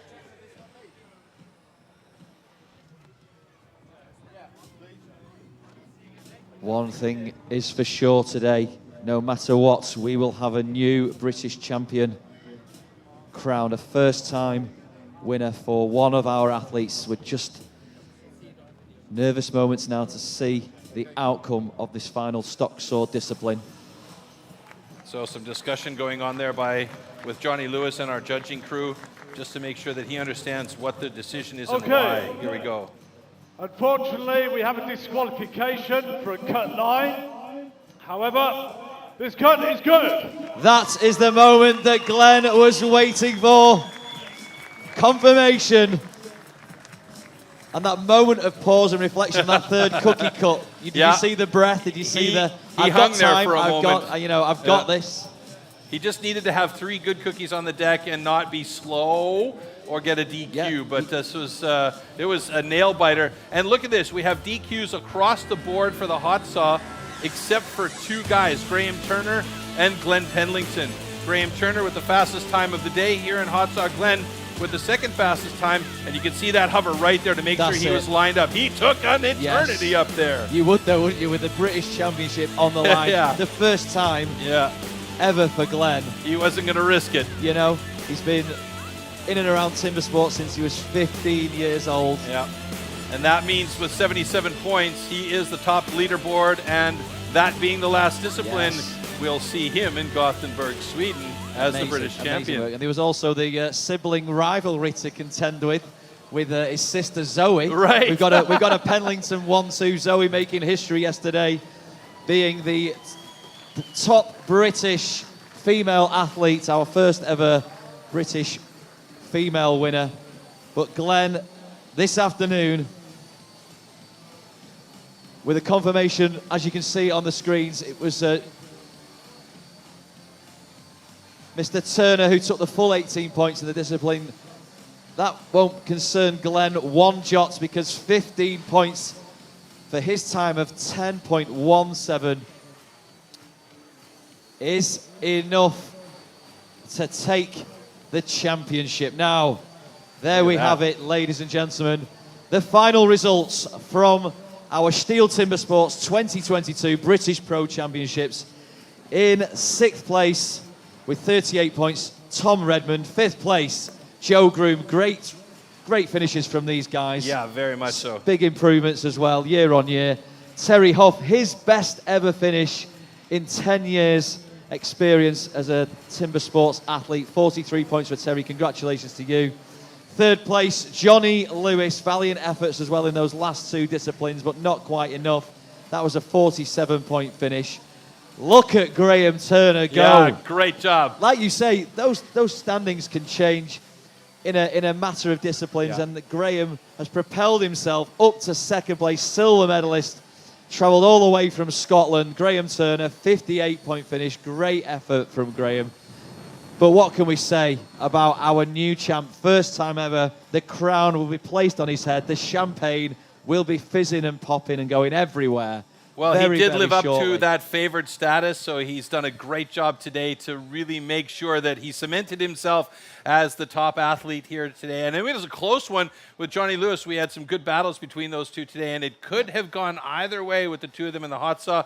Unfortunately for Johnny, he had that DQ in the hot saw, and Graham really took his time to make sure that he had that final clean cut. Yeah, Johnny and Glenn going head-to-head throughout the afternoon, but the pressure that was on Glenn cannot be understated. He'd had his sister become the history maker yesterday, the first female British athlete, and then he had backstage ribbing, the pressure on his shoulders from the other athletes, just trying to get chinks in his armour.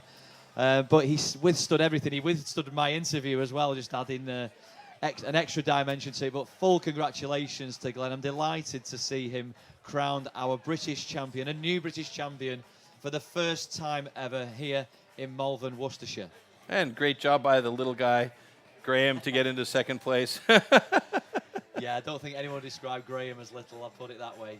But yeah, Troy, fantastic action we've seen here today. Great Absolutely. End as well, right the way through. We've seen personal best tumble, personal best fall. Big improvements from our athletes year on year as well. Very much so. It's a fantastic event here today, and we still have the awards ceremony to come, and I think actually you're going to host that on stage, aren't you? Yeah, I'll be up on stage. That's to come. Ooh. So as we say, the champagne corks will be popping. The athletes will be covered in fizzy wine in no time at all, and the medals will be presented. So without further ado, let's move on with our medal presentation. Okay, so I am proud to announce that the medals today will be presented by a new member of our STIHL family. Please welcome our new Managing Director, Kay Green, for STIHL GB, and she is presenting the medals to our athletes. So we have Gerald Lloyd, Bill Huarki, Os Williams, Scott Folkes, George Spencer, Tom Redmond, Joe Broom, Terry Hoff. Superb efforts from the gents you see on stage. And we are ready for our 3rd placed athlete. He gave it everything this afternoon. Please welcome onto the stage, Mr. Johnny Lewis. Congratulations, Johnny. In his 8th of 9 Great British Championships. Congratulations, Johnny, all the way from Knighton in Wales. And now, 2nd place in only his 2nd ever Timber Sports. Congratulations to Graham Turner. Attaboy, little fella. And like everybody in association with Timber Sports is delighted to crown a new champion, and that man, please welcome to the stage from Knighton in Wales, Mr. Glenn Penlington. The new British superstar of Timber Sports. He is off to Sweden for the individual World Championships in October. Heartfelt congratulations to Glenn. Breathe it in, Mr. Penlington. and get ready to drink it in with the champagne.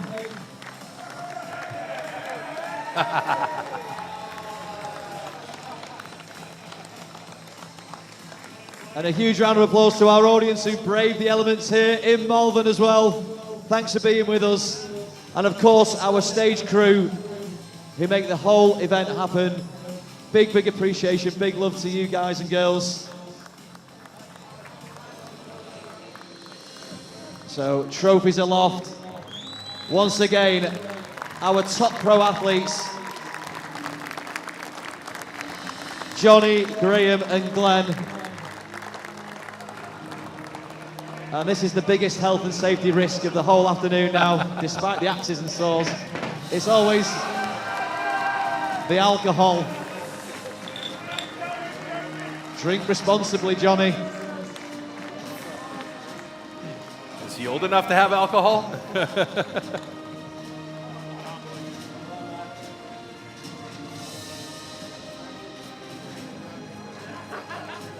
Brilliant work from all our athletes.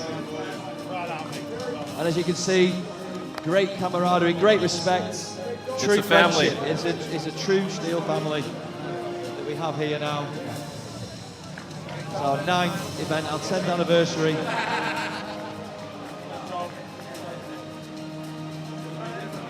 Very proud to bring this elite level sport to you.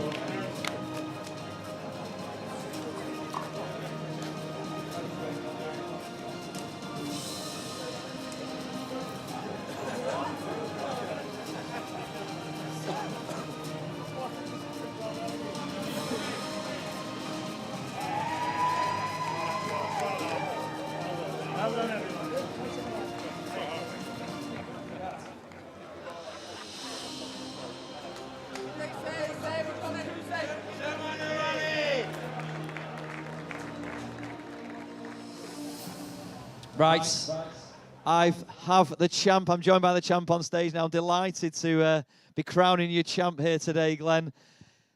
What's gone through your mind today? What's the range of emotions you've experienced? Oh, to be honest, I just can't believe it. It's fantastic to finally get on that top step of the podium. I was under a bit of pressure from the family and everyone that my sister won yesterday, so we wanted to make it a Penlington double. So I'm over the moon to do that. Yeah, delighted. We know your dad retired a couple of years ago. Your sister was our first ever female pro winner, and to the family Penlington 1-2 double today is absolutely delightful. We're all associated with STIHL Timbersports. You know, we're absolutely delighted for you and the family, Glenn, so congratulations there. Now, you're off to Sweden. Does the training start in earnest straight away? For sure, yeah. I've actually got the European trophy coming up in 2 weeks, so it's training through to there, and I'll continue to train and see how I get on in Sweden. So yeah. Like, we know the effort, the journey you've been on for years and years now with STIHL Timbersports, but you know, just how much has it taken out of you? What's gone into the training? What have you invested in it yourself? Oh, you know, the training, you've got to work hard for this. You've got to put the effort in. I just want to give a big shout out to my old man. Without him, all the work he puts in with us, you know, it's unreal. So that's this was one for him anyway. Yeah, and he celebrated his birthday yesterday, so very fitting birthday present for your father, Bob. Now, you've down tools for the day. What's the plan for the rest of the weekend here on camp?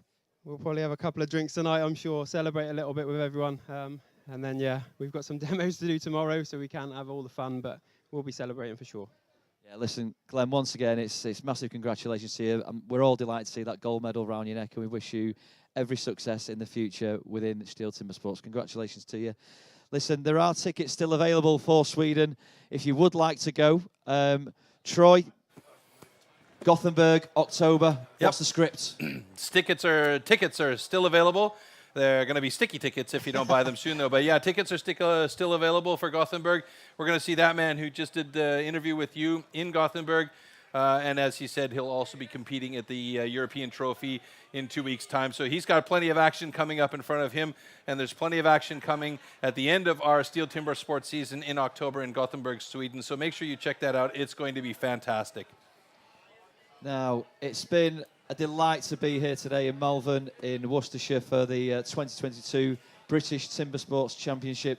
Troy, it's been great having you here as our expert commentator. Thank you so much. All the way from Canada via Munich. It's been a special day. What are your thoughts on what you've seen today as a brief summary? It's been a fantastic day of activity. I mean, you can really see the quality and the skill level that's coming through with the young guys that are stepping up, with Glenn moving into that top spot and really taking over the #1 position as the top British pro timber sports athlete. So the future is looking bright as well. The highlight of having the women's competition here, a record-making competition. So all in all, it's been a really fantastic weekend, and it's not over yet. We still have the rookies to come tomorrow. Yeah, very much looking forward to that. But for now, ladies and gentlemen, thanks for joining us. Thanks to Troy. Thanks to our whole crew here in Malvern in Great Britain. Ciao, everyone.